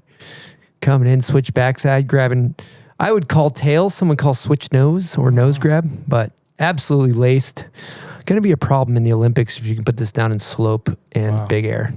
Switchback 14. Certified heat maker. How old is she? I have no 15? idea. Couldn't tell you. What boards is she on? Snap. Burton, I believe. Yeah. Yep. That's a sick one. Yep. Next clip we have is just a beautiful sight for sore eyes. It's Brock Crouch serving up a method followed by Gimbal God. This man knows how to do one. Whoppa. Oh, yeah. Oh, yeah, nice. Nick, what do you think about that method? That's beautiful. And that just landed him on the cover of the latest Snowboard magazine. He did. Was it? I don't know if it was that photo, but it was his method. It was his method for sure. It looked like it was probably on a park hip or something. If I had to guess, it was kind of guy in the sky, but yeah, beautiful textbook. And I love the melon hold and then behind. Yeah, he almost like goes, what's it called when you tweak melon fronts? A crooked front cop? side. Yeah, crooked He cop. almost goes like crooked cop method. That's like how they should be done. that is so hard to bring back to your feet. On a straight jump. Yeah. Yeah. Yeah, that's incredible. All right, then we got Iwabuchi. Lila Iwabuchi goes front 12, mute to tail. Another certified heat maker. That's kind of a Mark McMorris move, that the grab switch up right there. Stomp. But the ladies are dropping A grades right now. It's so sick how people do Cool. big spins like that and like they actually look good nowadays. 100%. It doesn't look too fast. Yeah, slow motion. Oh, damn. Why don't you stalling that out? That was a huge kicker. All right, we got a Rocco Jameson clip here. Some would call it a back 10 rewind. If you kind of watch it, it's kind of it's technically, I guess, a back 9. He kind of stops it. And this is a bit of a controversial clip. I saw Judd Henke's posted something where he screenshot it, and his tail grab's a little bit in the what we would deem the no grab zone. And nonetheless, he's pushing the limits of the sport. I do love when I see something and you just go, holy shit, what was that? That was one of those clips, right? It was, but that is legit Tindy, Yeah. right? No, I think I don't have the zoomed in version, but I'll tell you what, boys, I'm not kicking that one out of bed for eating chips. That one's good to go in my mind. He's grabbing. There's the grabbing grab. There's the grab. in the round part. yeah, no, that's Tindy. Is it on the round? I think like a method, like if it was a front foot, that could fly, maybe. I don't know. But like, Yeah, who am I? We calling it illegal, Nick? who am I to say? Yeah, can I even like reach there on a straight air? But you know, someone like this kid's obviously amazing at snowboarding, so he has the ability to like grab on the tip or in the middle and do anything he wants, probably. So Hey, well, That's a he knows how good to tighten thought. it up. Yeah, no, that's a good thought. I mean, Walleye and I, for freaking desk jockeys, dude, Tindy still passes. Dude, he goes. But if the grab that's a good thought. is secured, it's a win. If the board's touched, Yes. we're good.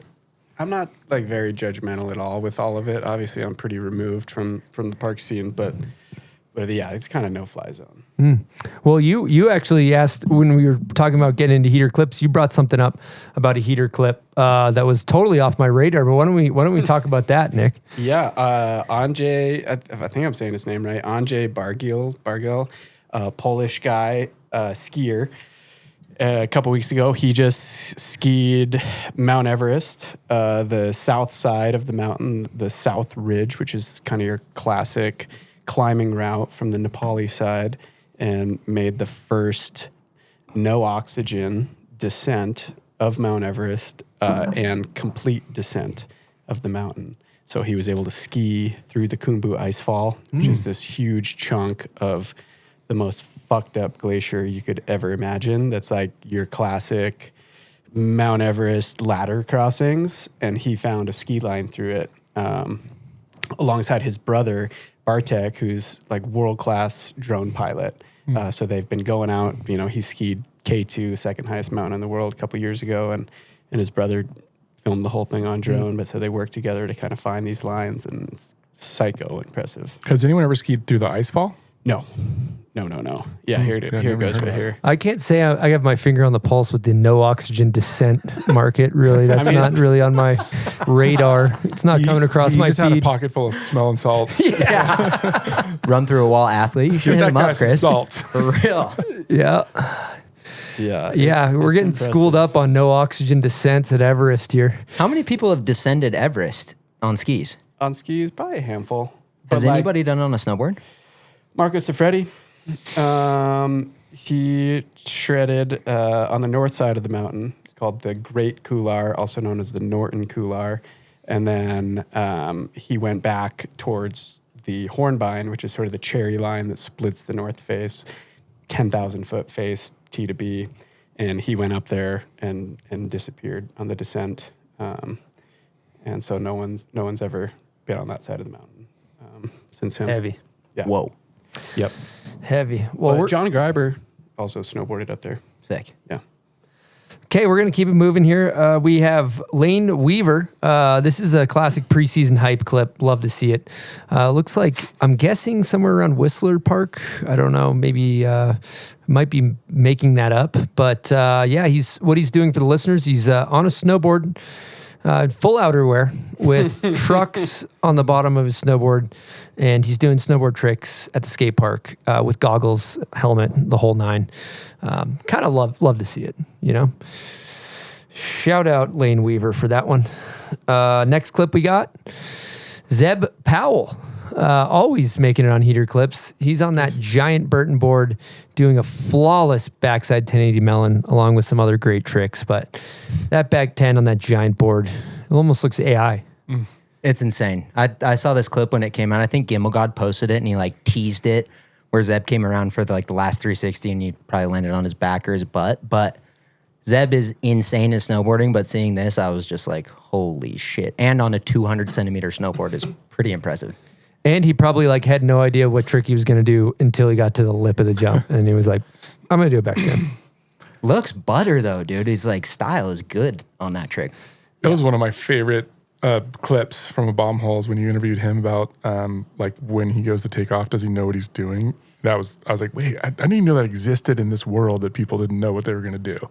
And he did that heel edge catch thing that was the most psycho thing I've seen. It's so sick. Yeah. Wow. And he landed on, he didn't die. He landed on his feet. Yeah. Also in the Olympic realm of savage moves going down, Alessandro Barberi chucked a frontside triple. He's new to the triple scene in the pipe, which was just a freaking launcher. And then as well as Joey Okeson putting it down. Cab triple, stomped. So that's one thing that I think's interesting to talk about this year. You know, going into last Olympics, the triple was, I don't even remember if it was a thing. Maybe I don't want to be said the triple's evolving now. It's going to be a common move, and I think when I talk about this, I think it's interesting to mention. You know, obviously we love seeing Danny Davis do a 14-foot switch method.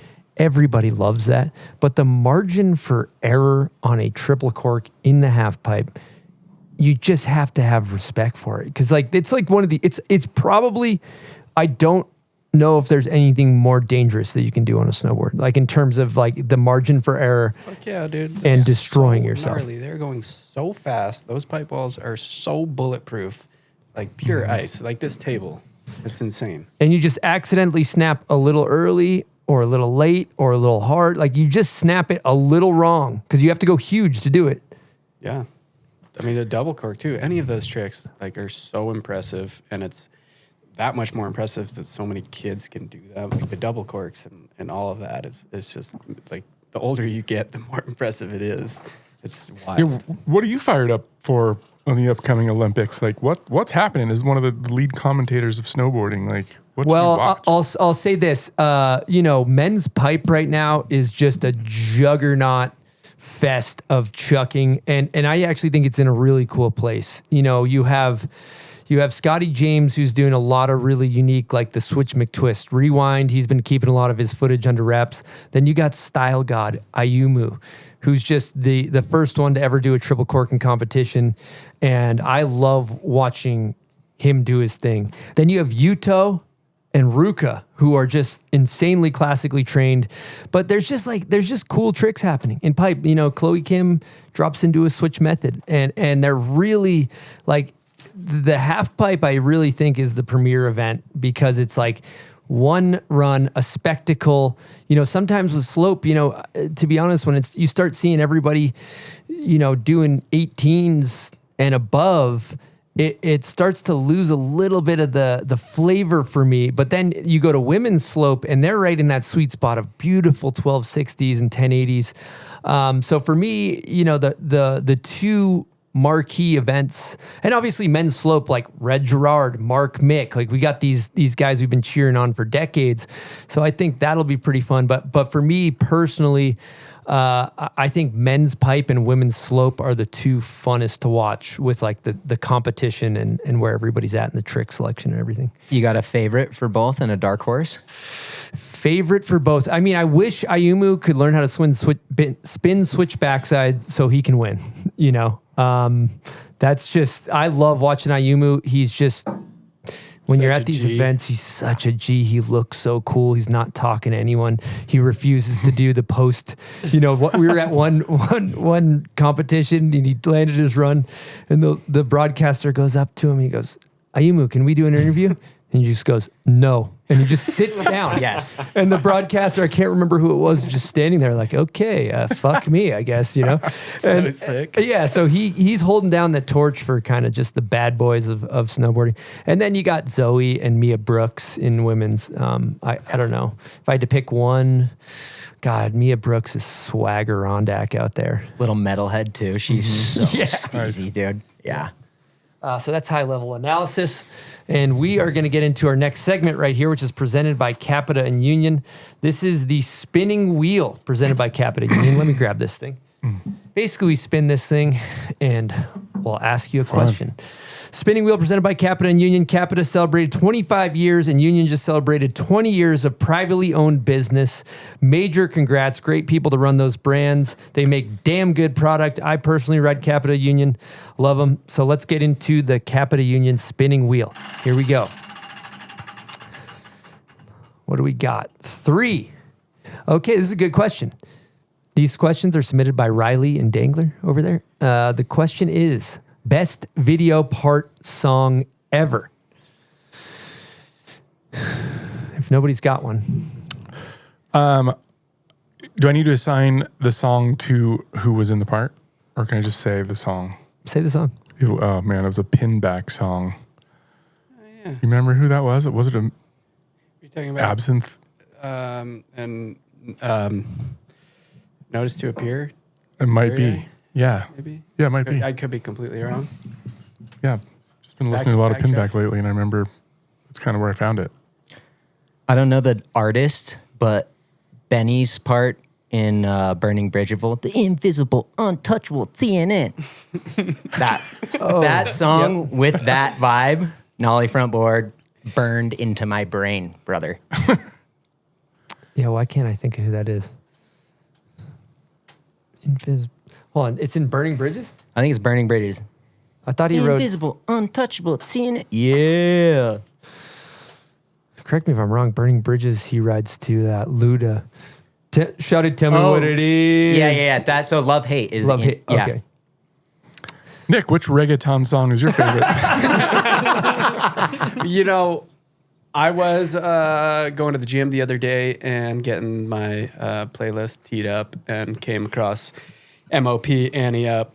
Oh, a little juicy oh, Yeah, sing that for us. Hitting the nostalgia. Was that Resistance or Pulse or True Life? No, True Life? Maybe. Yeah, it's Resistance or True Life. Can't remember which one. Yeah, right.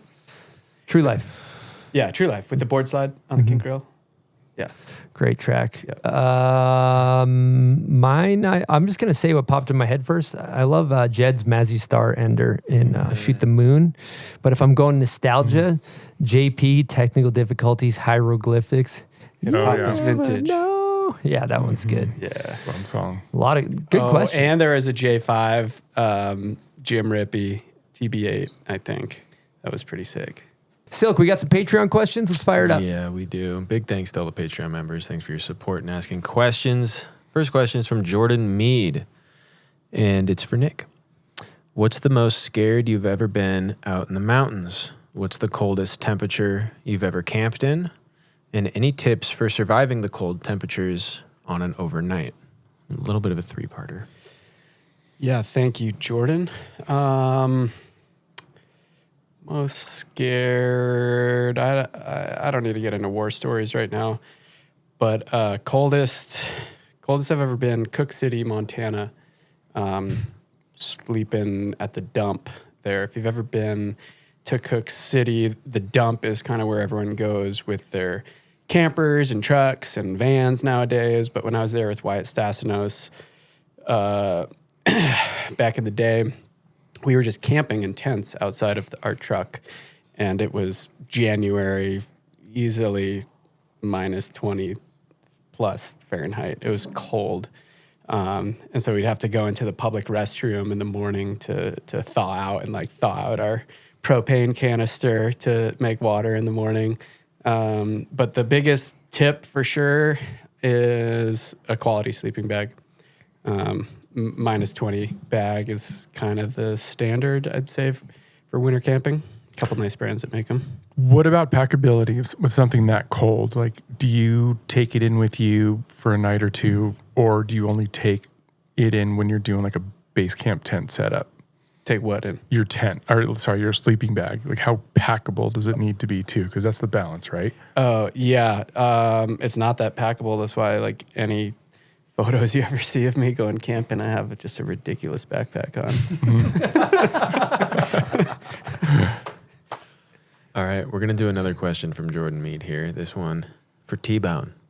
Jordan Mead is an absolute legend, one of the best reps in the game, straight up. And here's his question for you. Can you please give us your insight on the importance of a proper ladder climb in the industry? You went shop grom to buyer to independent rep to sales director. What were some of the lessons you learned at each step of the way, and who were some of the important people for you at each of those steps? Damn. I mean, I'm a big fan of anybody who wants to work in snowboarding starting at the shop. You learn the importance of relationship building. You learn how to interact with the consumer. You learn a ton of information about product. So I think shop is the first place. I went from Milo to working as an independent rep for Josh Fisher. He's been on the show before. Straight up, one of the most legendary humans I've ever met. Best boss that I've ever had. Very, very devoted to snowboarding, devoted to his family. But the sickest thing about the dude is that when you worked for him, you knew that he cared about you. And then beyond that, it's nice to kind of work to be able to from the shop to a rep to what I do as sales director is it's great because I understand how the interaction goes with the rep to the shop employee, with the rep to the buyer, with the rep as they're driving around. I know that world so intimately. So I'm super grateful to be able to kind of climb that ladder. And, it's sick because everything that you learn at each individual step prepares you for the next one. And it's not it's stuff that you've done before per se, but it's stuff that you know how to do because you've seen it done from the seat that you're sitting at. Yeah, good answer. All right, this one is from Ben Joel.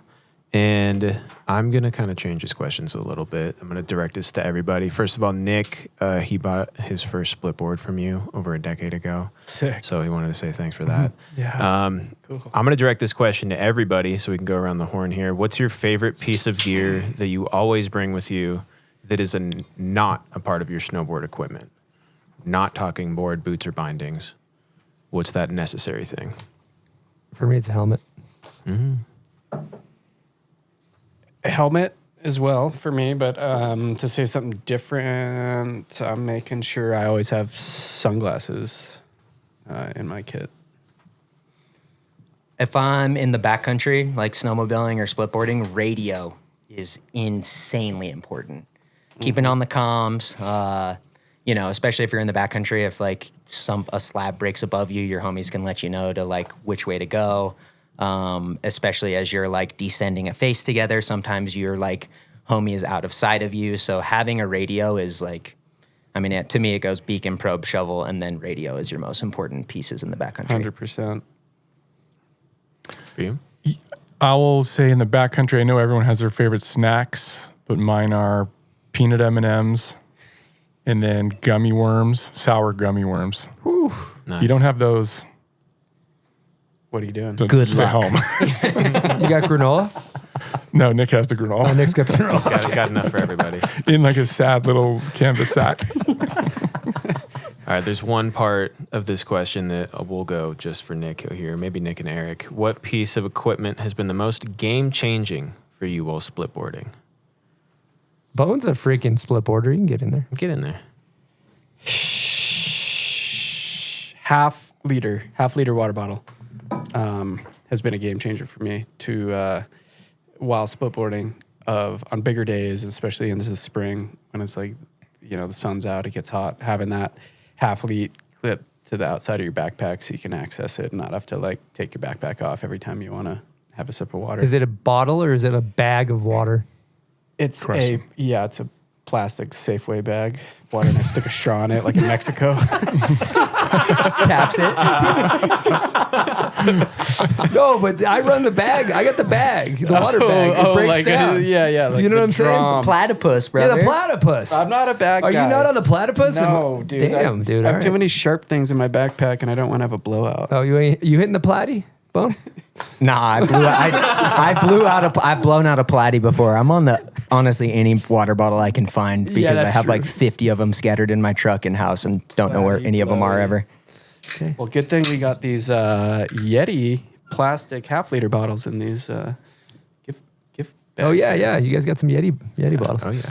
Eric, you got a product piece? Peanut M&Ms. No, I think a good set of poles. Like I've kind of evolved through some different sets of poles and realizing how important they are because it seems like they always break in some way. And if you got a solid set, yeah. You know what I'm going to throw out there that I love in the top zipper I keep when I go splitboarding once a year? A scraper. Oh, huge. Good call. You know, Huge. I like wish if I you had get the shit on the bottom of your board and then it's all icy, you're switching over your skins, Huge. Scraper. Scraper and a mini tool. Spark makes one. Yep. Essential. Yep. I read the Spark bindings too, and a game changer for me were those foam pads. Like the adhesive foam pads, they're like $20, but might be placebo effect, but I swear that just that simple pad made the bindings feel so much more comfortable on the like descend. 100%. That's why we got those on the new rig there. That's what I heard, brother. Yeah. Also a flint, like a fire starter thing. I started putting those in all my little backcountry spots just in case you need to light a fire. Yep. Oh yeah. Smoke some weed real quick. This is a question from Nico Loya. Eric, as part of creative strategy, you know how important storytelling is to brand building. Why do we have no good fiction books or movies about snowboarding? Where's Field of Dreams or The Replacements or The Warrior of snowboard movies? I want this. I need this. Oh man, I don't think I can answer that, but that's a beautiful question.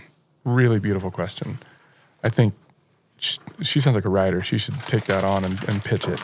I do love it though when we get content proposals and storytelling proposals that are fiction but still so plugged in and dialed to the culture and the vibe. So I mean, I'd say we got a few. We got Out Cold, and then we got Cloud Nine. Johnny Tsunami, brother. Can't forget about that. yeah. Jester What's the little penguin movie too? Does that count? March of the Penguins. I don't know. There's something. dude. Vin Diesel board slid a rail on a lunch tray. Triple X. Triple X. Yep. Yeah. Dude, I'm yeah, gonna I don't hype know. up your old friend, Julian Branciforte, who is now a film director in Hollywood, who I don't know if I'm legally allowed to talk about this, but he's been working on a movie, Hollywood-style film about a snowboarder that will hopefully come out. Allegedly, yeah. But I've read multiple screenplays of it, so it seems like it's in the works. Damn. I hope the snowboarder is who I'm thinking of, the most interesting snowboarder in the world. We'll leave it at that. Can we talk about who it is or no? I don't know. Does he have face tattoos? Oh, there is not a movie. that movie. That's a different movie. Yeah, I've heard about that one. There is a potential movie happening with that. But then the Cloud Nine, I know that Tsunami. Nils Mindich wore a ponytail and was the stunt double for a female in the movie and did the big trick, which was the Cloud Nine for a Disney movie. Yeah. Yeah. So we talked about that on I the lived show. with him and he'd get like royalty checks for like $4 coming in the mail, dude. It's that Cloud Nine money. Cloud9, brother. You see Okay, some more I got on a there? good one from Patrick Tulos. Eric, what's your favorite story of debauchery from sales meetings back in the day? Patrick. What's up, Patrick? I haven't seen him in too long. I have a clear story. It was when I was at Air Blaster, and they had talked about having a sales meeting on a cruise ship, and we didn't think it was possible, but it was kind of my call to take this small budget and see what we could do with it. So we found a cruise out of Long Beach that went for 2 days, pretty much in a circle to nowhere, and put all of our distributors and reps and folks that worked there on that cruise ship, and it was wild. People got off in Ensenada and got back on with tattoos of pterodactyls and sombreros. An alleged samurai sword kicking some, employees that will not be named out of a place that will not be named. Yeah, and they didn't have anywhere on the boat to have an actual meeting because everything was round. So you can go up into the dance club, but there's nowhere to put up a screen or, show anything. It was hilarious. Was it beneficial for the brand? Yeah, it was so beneficial. We had the best time, and we just got a much better connection. We're fired up going into the season. And then we learned, they learned about the product when they needed to, but it was sick. Team building. Yeah, the most important part. All right, I got another question for T-Bone. This is from Benny Pellegrino. Shout outs. Trev, you've been riding Brighton for a long ass time. Who would you say knows the mountain best? The guy who constantly shows you new lines at your old stomping grounds? The general, baby. Seth Hewitt? Seth Hewitt. Whew. No doubt, dude. Shredding there with Seth is truly a treat. He'll show you stuff. I mean, stuff that you didn't think was possible. He'll point out lines and be like, yeah, Johan shredded that. That one's called freaking Pinner McGinner. Point. And then stuff that you've hit, he's like, oh, there's a name for that. Yeah, Seth is the sickest tour guide to shred Brighton with, for sure. If you see him on a powder day, you know you're in the right place. You're like, follow him. You're like, oh, we're doing it right. Okay, Yeah. Seth's here. Nice. Yep. Nailing it. All right, we're going to keep it moving. We got a call from Lucas Beaufort. Caught up with him yesterday, and here's the call with Lucas. Here we go. All right, we're going to talk about Herschel Outdoor Equipment. You may have seen them. We give them to all of our guests that win Name That Video part. Pack them full of bomb hole merch. They are sleek, and they're introducing a brand new performance line for travel and the outdoors. They got Alpine inspired and designed with multi-functionality for the first chair or last minute flight. I personally use all Herschel gear when I travel. I use the roller bag. I use the big roller bag. They got great backpacks. And the one thing I like, you can take your backpack and slide it over your roller bag, and you can be a true pro traveler. All their stuff's really well made, and they're building a team. They got Arthur Longo and the Dust Box on board already. So if you're interested in getting some sleek new travel gear, check out Herschel.com. All right, people, I got to come clean. I've been making fun of my friends for years for drinking creatine, but I'm a hypocrite because now I personally love chugging creatine. Here's why. If you're out riding all day, it's one of the best things you can take. It's great for strength, recovery, and even mental focus. And Momentous makes the cleanest creatine on the planet. We're talking no fillers, no junk, just pure CreaPure in these new lemon travel packs. They're great. You just throw them in your pocket, mix them up with some water. Great consistency. They go down smooth. I love them. And that's why pros, Olympians, and even the U.S. military trust Momentous. So go to livemomentous.com, drop in the code BOMBHOLE, and you'll get up to 35% off your first order. And you too can become a creatine believer like myself. All right, people, I'm going to talk to you guys about Saxx underwear. And if you're a dude like me, I don't know why we never buy new underwear. I've had the same underwear for like 10 years. Recently upgraded to Saxx, game changer. They got great performance underwear. We're talking water wicking, dries quickly, great for athletics. But the thing that I love about these things the most is they have patented technology, patented 3D hammock technology. We're talking about the ballpark pouch, okay? It keeps your whole package dialed in so you can be an elite athlete and live a life of comfort. These things are unbelievable. Also, for female listeners, if you're looking to get a great gift for your husband or your partner so they can focus on you, focus on what matters, get them some Saxx underwear. So head on over to saxx.com, that's saxx.com, and upgrade your comfort today. All right, whether you're carving fresh powder or just heading out for your first runs of the season, the right gear makes all the difference. That's where Shady Rays snow goggles come in. They've got the perfect goggles to get you started on the mountain, everything you need in one go without the hassle. And if you're the type who likes to customize your setup, they've got you covered there too. From lens swaps to strap options, you can build your own look and ride in your own style. And here's the best part. If your goggles take a hit, you're covered from day one with broken protection. And if they're just not the right fit, free 30-day returns make it easy to swap or send them back. So gear up with premium goggles built for the mountain with style and protection you need at a price that keeps it all within reach. So at the Bomb Hole, we've teamed up with Shady Rays to bring you an exclusive offer. Head to shadyrays.com, use promo code BOMBHOLE for 30% off goggles and polarized sunglasses. Be confident anywhere under the sun with Shady Rays, the eyewear that has your back. All right, folks, we're going to take a call from Lucas Beaufort right now. He's got a great project coming down the pipeline this winter called The Common Line. But before we get into it, Lucas, how you doing? Man, super hectic time. I'm back home in France. I live in Normandy, and I've been traveling so much lately, and I'm just back for 2 weeks, and I'm flying back to the US actually this Thursday. So yeah, it's been great. Super busy. Incredible. Love to hear that. Always a big fan of your art. Now, I want to fill the people in on what's going on with The Common Line. Can you explain what this project is for everybody? Yeah, for sure. So it's been the last 5 years. I worked a lot on snow or skateboard projects, which was always traveling around the world and trying to do stuff with shops and the community.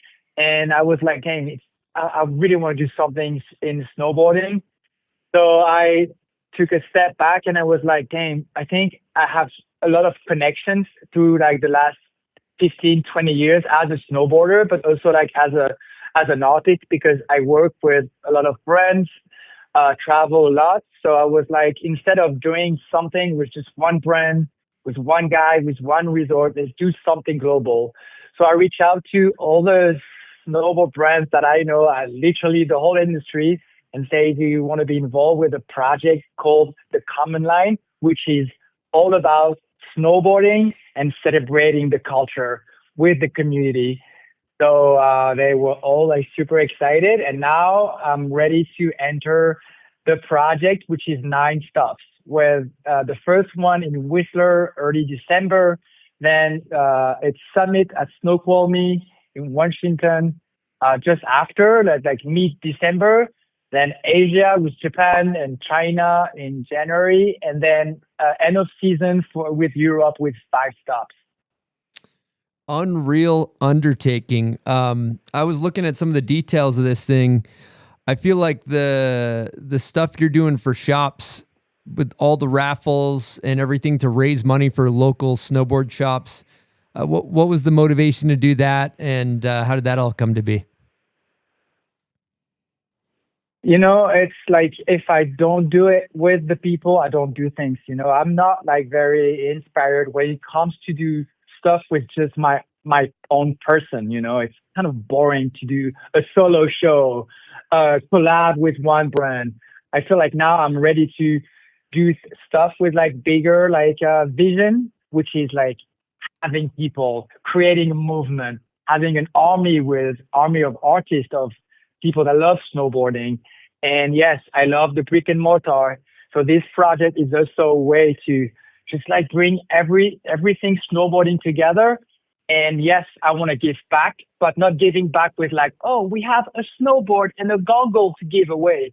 No, each stop, we have 20 brand new boards from the whole industry to give away to the community. So it's overall, it's I don't know, maybe 100 of snowboards to give away. Yes, we're going to do a system of raffle, and all the money goes straight to the brick and mortar. And yes, we're going to raise money for them. We're going to give snowboards for people for what? They're going to invest $5 on a raffle ticket. And I want to give way more. We do cash for tricks, but like the good way, with like a fun day with no judges, just like fun day with like good cash. I have $2,000 per stop to give away. And I have this support from the industry, and it's like everybody gives a little, $10, 50, 100, and altogether you can do something that is strong. And I can have like photographers, filmers to come with me and like try to involve everybody. Wow, I love what you're doing, Lucas. I love the whole concept of you get everybody together, round table conversation, you do an art show, you raise money for local shops, and then you do an on-hill activation. It seems like this is just a injection of culture for each stop that you go to, just to bring the community together. What's the goal for each one of these stops? Yeah, thank you for mentioning the roundtable, because it's a big part of this project. I really want to have the industry to sit down and talk for real, because it's gonna hurt sometimes. We're gonna talk about money in snowboarding. We're gonna talk about what's going on right now. We're gonna talk about the future. We're gonna talk about the youth. I really want to, highlight the youth. I really believe in the youth. I'm tired of always like seeing the same people. And I love the legacy. I love legendary. I'm a big fan. But I think it's also like our duty to bring like 17-year-old kids, and like 16 young Reaper to say, hey, they are the next, and I really want to bring them on the table. I really want to talk truth, with a good crowd, and exchange. Like, you have questions, go for it. And yes, I also want people to identify who's behind those brands, because you're like, who's behind Ride? Who is behind Dissect? We know, but what about like let's say the people that just like, it's but just for fun with no sponsors and stuff. So yeah, the goal is really like to include everyone. I also want to inspire people that never snowboarded and say, hey, you come for the round table. If you feel inspired, come shred with us tomorrow. And you don't have a snowboard, we have a snowboard for you. We're gonna try to facilitate and make sure if you don't have the money to shred, we find a way to give you a lift ticket. We're gonna do our best to include everyone, even the people that never touch a snowboard. Oh, I love hearing that, Lucas. That sounds incredible. I got to ask, everywhere you go, you're always laying down some paint on some stuff. You going to be painting stuff along the way here? Of course, man. I'm hooked. It's like there's never a project without me painting. But you know what I'm going to do this time? I'm going to share the spot. So yes, I'm going to paint every stop, but I want to invite local artists. So we're going to be probably like 4 to 5 artists per stop, where we're going to paint snowboards together. And yes, it's also for me a moment to share, even like if I could cover the whole thing by myself, I'm like, dude, let's just like, you want to paint with me? Come over. And we're going to be a bunch of artists to paint. And try to also inspire with the art, but with more people, I'm ready for that. I really want to do something that will stay. And also like the challenge is like, yes, I do a big tour. What about next year? I really want to continue the common line. I don't know, maybe 10 years, maybe 20 years as you guys, I really think that I found something that has a place to, has a card to play, in this snowboard industry.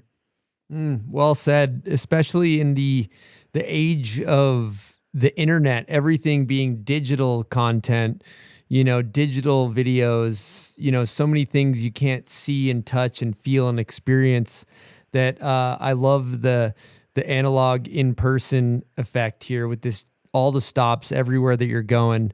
And this is where people can go and really feel and be a part of something. 'Cause let's be honest, the internet's not a real place. Man, because you meet a lot of people. I travel, meet a lot of people as well. And they always say like, we're tired of just like scrolling on the phone. We want real things. We want to hug. We want to touch. We want tangible things. We love prints. Everything we were raised off, like I was raised by print, and I still have a lot of books around me, and it counts for me. I love Slush magazine. I'm happy to get the new issue. You know what I mean? It's like, it's something that stays. And I'm not against technology. Don't get me wrong. I use Instagram. I use everything that is like useful for everyone. It's a good tool, but it's time also to sit down and be like, hey, you know what? Let's do this for real, And I'm super excited, and we're gonna release it like this week. The website with all the details. People can subscribe with the different stuff. Say, oh, I want to be involved in Japan. So you just subscribe with Japan, and then you get all the details. When, how, you just get updated, and that's what I want to do. It's like really like being close to the community that will be part of it, and let them know what's going on. God, love to see it. Talking about the magazines real quick, I do have to think back on when you did. I feel like the first time I saw you come on the scene was when you were painting Snowboard magazine covers. And you've come so far, and it's so cool to see. Just had to say that. Man, if I can jump on this, I put my name in the map thanks to this project, because I started to paint. I was already old. I was 27 when I started, and I had no clue what I was doing. But as a kid, like I was raised by magazine, I was like, man, so many magazines around me. There's just paint on the cover. And it happened, like I would jump from like nobody to like getting some people and then brands. And then so I think I'm here, I'm talking to you right now and do so many projects just because of like, sometimes just like fun ideas, just like use what you have around and put it somewhere.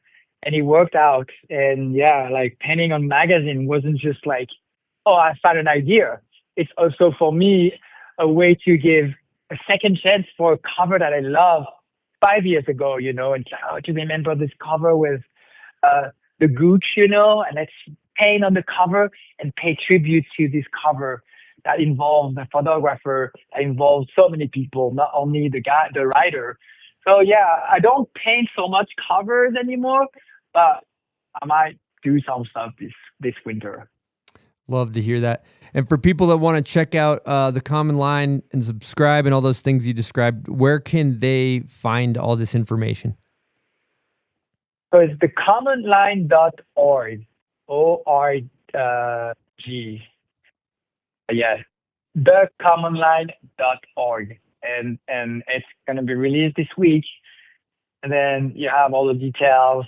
And I want everybody, it's like I have a stop in France, in Avoria, which is like a legacy in snowboarding, but I want snowboarders from all around France. That's the goal, not just having the local, but say, hey, let's bring the whole snowboard community in Avoria, French people, Italian, whatever.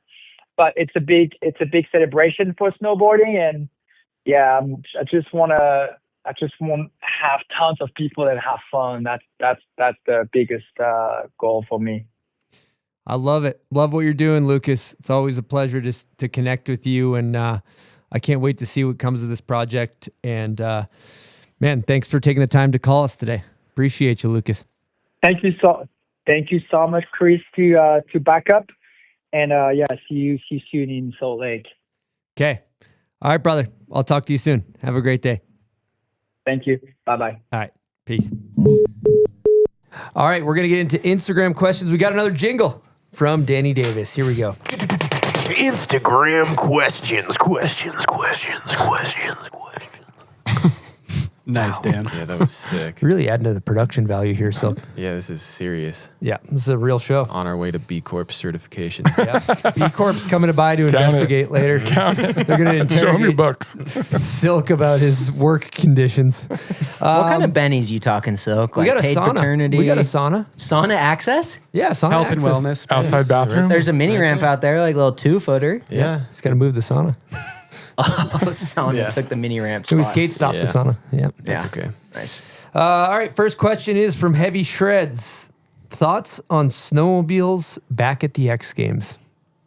I'll chime in. I love it. Just loud two strokes flying through the air for the atmosphere. You know, it's snowboarding. We all love snowboarding. We all love watching skiers, snowboards catch air. It's great. But when you throw that loud ass two stroke flying through the air, it's just a spectacle. So we kind of flamed X Games on our last show pretty good. But moderate. they kind of won my heart back over a little bit with this. I'll say it. I'll be the first to say it. Love it. X What's Games, the good job. discipline for the snowmobiles? Probably they're doing flips off of ramps. I don't know what that's called. Freestyle. Sky ballet? They doing snowmobile cross anymore? I didn't read the press release. I'm going to be honest with you. I'm down. I mean, dude, when you watched it as a kid in like the late 90s, early 2000s, like that was a part of it, dude. The smell of free, baby, just fucking. It's the best, dude. It's insane. Yeah. Nick, you got a take? No, this is breaking news to me, Yeah. Chris. You got a take on snowmobiles? Period?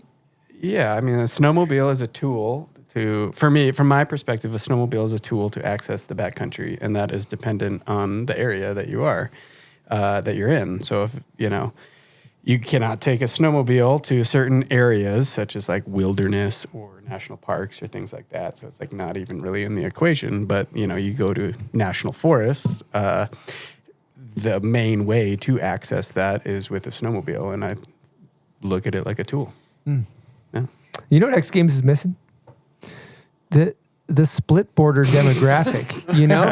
You know, why can't we create some type of event? I mean, where we did it at Bomb Hole Cup. You tore it. Well, no, but I'm saying you add a couple elements. This guy's a real mountain guy. So you go, you got to race uphill. Like Dirkson's But then split race. you got to have an ice wall with some, and so then The aggro crowd. you got to throw your crampons on. You got to climb the ice wall, Yeah. and then you got to switch back over. Yeah, this is Launch a cliff. What are we missing here? I feel like think we're you gotta workshopping something. Suck up a bunch of helium before to like represent the thin air Yes, that's at like oxygen free. 14, 15K. Like do Yep. something to mess up your oxygen levels. So Yep, smart. ropes are important. Yeah, This is taking place in Aspen, so you got to go tag the maroon bells. Yep, maroon bells. quick, and light off a firework from the summit, Okay, and then tread back down. I like that. Yeah. I'll tell you, as far as a spectator standpoint, if you start at the bottom, I'm not going to say it's the most entertaining. I think you need to shorten it somehow. It's got to be like a sprint. I'm almost thinking, what's the show when they run across everything and like it's an Wipeout. obstacle course? Yeah. Wipeout. Or American Ninja Warrior. Yeah. We need like a split board American Ninja Warrior. That would X be Games. fire. Yeah. Yeah, How do you think you'd do, Nick? I would spectate. You would I spectate? think No. there's a lot of split board, or not a lot. There's like two. There's the split board race you do, and then Dirksen does it at his race, and it's just like never really appealed to me. But it's fun to watch for sure. We had to ban hard booters in ours. Yeah. Ban them. Yeah, we banned them. Yeah, well, and you should ban poles on the descent. Yeah, I think. Yeah. I don't know if Go that's back it. in the That's got to be a remember. new rule for this year. Yeah. I think everybody rides down with their poles in their hands. Collapse your poles. Those things got to be in your pack or your DQ. Yep. Yep. Last year there was Split Fest, so we actually had only 2 split boarders. It was kind of Yeah. bad. The year before we were stacked, but it was the same Yeah. weekend Oh, as that Split was Fest. tough. Yeah, I was bummed I had to miss Split Fest. That was a huge loss for me. Yeah, you're really torn there. Yeah. All right, this is a question from Big Al on Instagram for Trevor. What trend are you excited about and hope that sticks around? Oh man. Putting you on the spot. I mean, I think that snowboard brands are really seeing the value of team riders more so than they have. I think that they've like went influencer kind of like made its way in there and shit got a little bit weird, but supporting small projects, supporting team riders, and also like especially within the youngest generation, the kids that are 16 to 22, I kind of see the like grungy early 90s like kind of dirtbag snowboarder vibe from that crew, and like I love it because that's what snowboarding was for me when I was a kid and looking up to pros and people that did it. Good answer. This is for everybody, and this is from David Segfelt. And Eric, maybe you can field this one first because it applies to you. Maximum driving time you would consider living away from a resort? Yikes. Well, I have a rule for driving that for every 6 hours you put in, you have to have a night. So Mammoth is actually it's 2 nights for every 6 hours.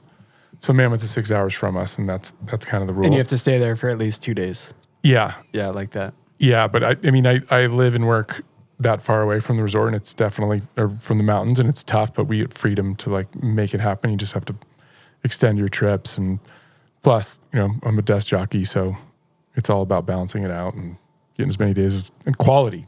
Quality's everything more than quantity these days. You know what I think about too is if you're just going on strike missions and you can afford to do so, which is not everybody can, but it ain't that bad to live in a place that has no snow if you can just jam. And then when you're working, and when you're snowboarding, you're just fucking snowboarding. That seems like there's some benefits to that maybe. I think the grass is always greener. All the snowboarders are always thinking that living at the beach is the sickest thing, but whatever your priority is, if you love snowboarding more than surfing or mountain biking, try to live there, number one. And then just do what you're talking about, be really strategic how you're going to get to the surf and time it. And yeah, but grass is always greener. We're privileged to be able to even think about this. Mm-hmm. This question is for Nick, and it's from Natural Selection Snow. Whoa. What is the highest Nick has ever snowboarded, both literally and figuratively? Good question, Natural Selection. Is that a burner account or is that the Natty Select official? Natty Select official. Does it have the blue check? Can we get a little verification? I see the logie. Well, you know what they say: the higher you get, the higher you get. But they say that? They do say that, okay, Chris. I never heard that. Yeah, you got to read between the lines there. But highest, 21.5-ish thousand feet. Highest, Grenade Games 2007, June Mountain, probably. Would you care to elaborate?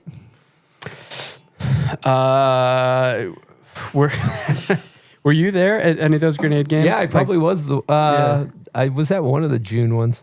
Yeah, some of the early ones at June, and people would go in so I think it was the second year they did it, and the cops in June Mountain in Mono County got wind about the Grenade Games that would fall on April 20th. They were downwind? Was that part of the problem? Yeah, they were probably downwind. But so they figured out what was going on. So people would go in the week before up to the mountain and hide their paraphernalia up on the ski hill by the half pipe there, which was pretty cool. But I think Wu-Tang, some of the guys from Wu-Tang were maybe there that year, and they had a big party at the bottom of the half pipe. And I was 17, 18 at that point, so it was very eye-opening experience to see for sure. That was kind of heyday of that debauchery, and it was still accepted, and not that it's not accepted, but it was good time to be alive. A little follow-up question from Cody Matheson. Macro dosing. When and when not to do it? Don't do it before a podcast. Do it when your schedule is cleared and you don't have to make any phone calls or, make sure to call your mom beforehand. Get out of the way. Smart. This is good advice. Yeah. Any other takers? Trev, you got anything to weigh in on that? Macro dosing? Yeah. Tee it high and let it fly, brother. It's good for places like Moab and beautiful. Yeah, be outside. Be outside. Be outside without any objective danger around you. No boundaries. Like a nice, safe environment. Mm-hmm. And no motorized vehicles. I don't know if I agree with that. Okay, Nick, favorite clip from either of your given video parts? Thank you. It's from Snowbib. Shout out Snowbib. Thanks, Snowbib.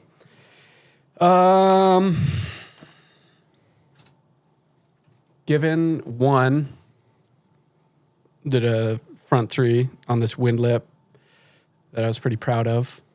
Cody Rosenthal had hit it right before me and busted his lip, knee to the face, and was all bloody. And he had doubled me out there, and I didn't know how to drive the snowmobile myself, so everyone made him take me back up for another hit. But that was a favorite clip of mine. And then 2, nothing's really coming to mind, but just the fact that I shared a part with Doran Laybourne with detail was a big highlight. Shout out, Doran, you're a legend.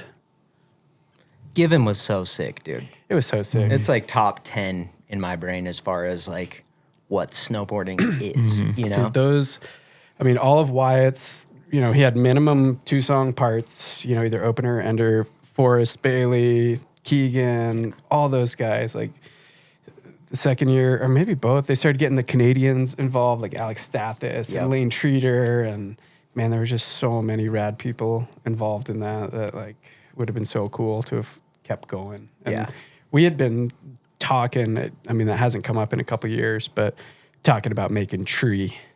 Sick. Yeah. Woo. Yeah, the third movie. Trifecta, the trilogy. Yeah, so I got to get Hooper out. If you're listening, let's make it happen. It's the time. Yeah. This is the next questions from MW Fox. This is for Eric. Please give us a good Scotty Goodale story, Nice. please. Oh, man. Thanks for asking that. What's up, Mike, homie? I think most of you guys remember Scotty. He's like a Milo ledge and just a all around one of the best dudes ever. And he moved out to our region in NorCal and ended up becoming kind of a business partner and one of my best friends. And he's just like the best dude ever. Story about him. Gosh, I wasn't ready for this, but he's just one. I'll just say like how it was. Like it was kind of a check on your ego. Like I've always been so fired up on like building relationships with the shops and the kids and the community in Northern California is where I was working with them. And he showed up for like a couple weeks and was working with me and would cruise around to shops. And by like the next time we would go around to those shops, I felt like one of those movies where like you run in like, hey, what's up, guys? And everyone's like, hey, and then they just run around you to Scotty. And he was just like immediately everyone's favorite dude in the world. And just kept riding just exactly the same and into his 30s and was just completely shredding. And yeah, we just RIP, give him a foghorn for sure. We'll give him the super air horn. Yeah, That one. I got to catch up with Jen this week, but I saw a photo of his son Asher, and he's looking like a stud. So I can't wait to catch up with them. Killer. Okay. Next question I got is from Hoodoo Sunset. Why aren't resorts putting rope tows in? Seems like the answer to me. Me too. I agree. I love the Palma. I did a trip to South America this summer, and all in Chile. All the lifts on the upper mountain are all Palmas. You go to Europe, a lot of Palmas. T-bars, right?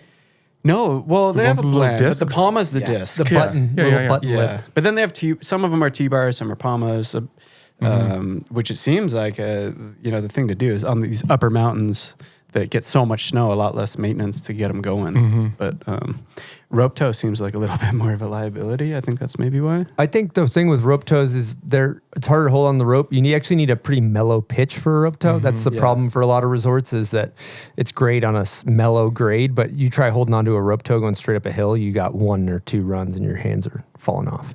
It's the best though, dude. You see did you guys see the trips from Troll when for their like season opener? And it's like almost looks AI generated. There's just like people just cycling through that thing. But the fact that you can get 100 runs in a session is absolutely insane. Big proponent. I would say it's like steepness and insurance is probably the main reason that people That's going to fuck your gloves up. People probably complain about that. It's hard to ride if you're a beginner. Yeah. Yeah, but even like thinking about accessibility is like resorts get so expensive and out of touch. It's like something that's an extension of the resort that like maybe there's a separate ticket or something where kids and people can go and just lap stuff, little park features or whatever, learn. That's where it unlocks, I think, is for the accessibility to people that don't have $300 to buy a ticket. And it's such a vibe too when you're like on the rope watching your homies snowboard and you're never unstrapping. It's the sickest, but I agree with you, player. Wish we had more. 100%. Get those reps up. That's critical. Fundies. Yep, exactly. All right, last question here. I think it's kind of a barn burner. It's from Sigurd Hagen, 015. Rubbing one out is a totally normal thing to do, but where on a multiple day backcountry trip? Great question, Sigurd Hagen. Is totally normal. That's a bit of a debacle. That can be a debacle. Anybody like to weigh in on this? You know, on a backcountry we trip. should consult the expert first, for sure. That's true. Nick's got the most reps. It depends on the tent situation. If you're in a solo tent, I mean, it's a tee it high, let it fly scenario from what I had. But yeah, other people, I don't know. You know, What's it called? The retention. Oh, retention. Yep. Yeah, I think that's a good skill to practice in those situations. You always sneak off in the woods, rub one out if you need to. I'm saying you're probably traveling with 2 pairs of socks. Okay. Your first pair of socks is going to get soggy when you're like getting up to the zone where you're camping. Sock. Okay. All right. All right. I think we answered all the hard hitting questions. Riveting stuff here. Yeah. We covered it. We did it. All right, Silk. I'm thinking bone. What do you think? Yeah. Yeah. Bone, you want to take us out of the show? Ladies and gentlemen, we thank you for listening to The Bomb Hole, the best podcast, the only podcast. Patagonia's the shit. Nick and Wallis are the shit. Thanks for listening. Hopefully, you're riding POW soon. Woo!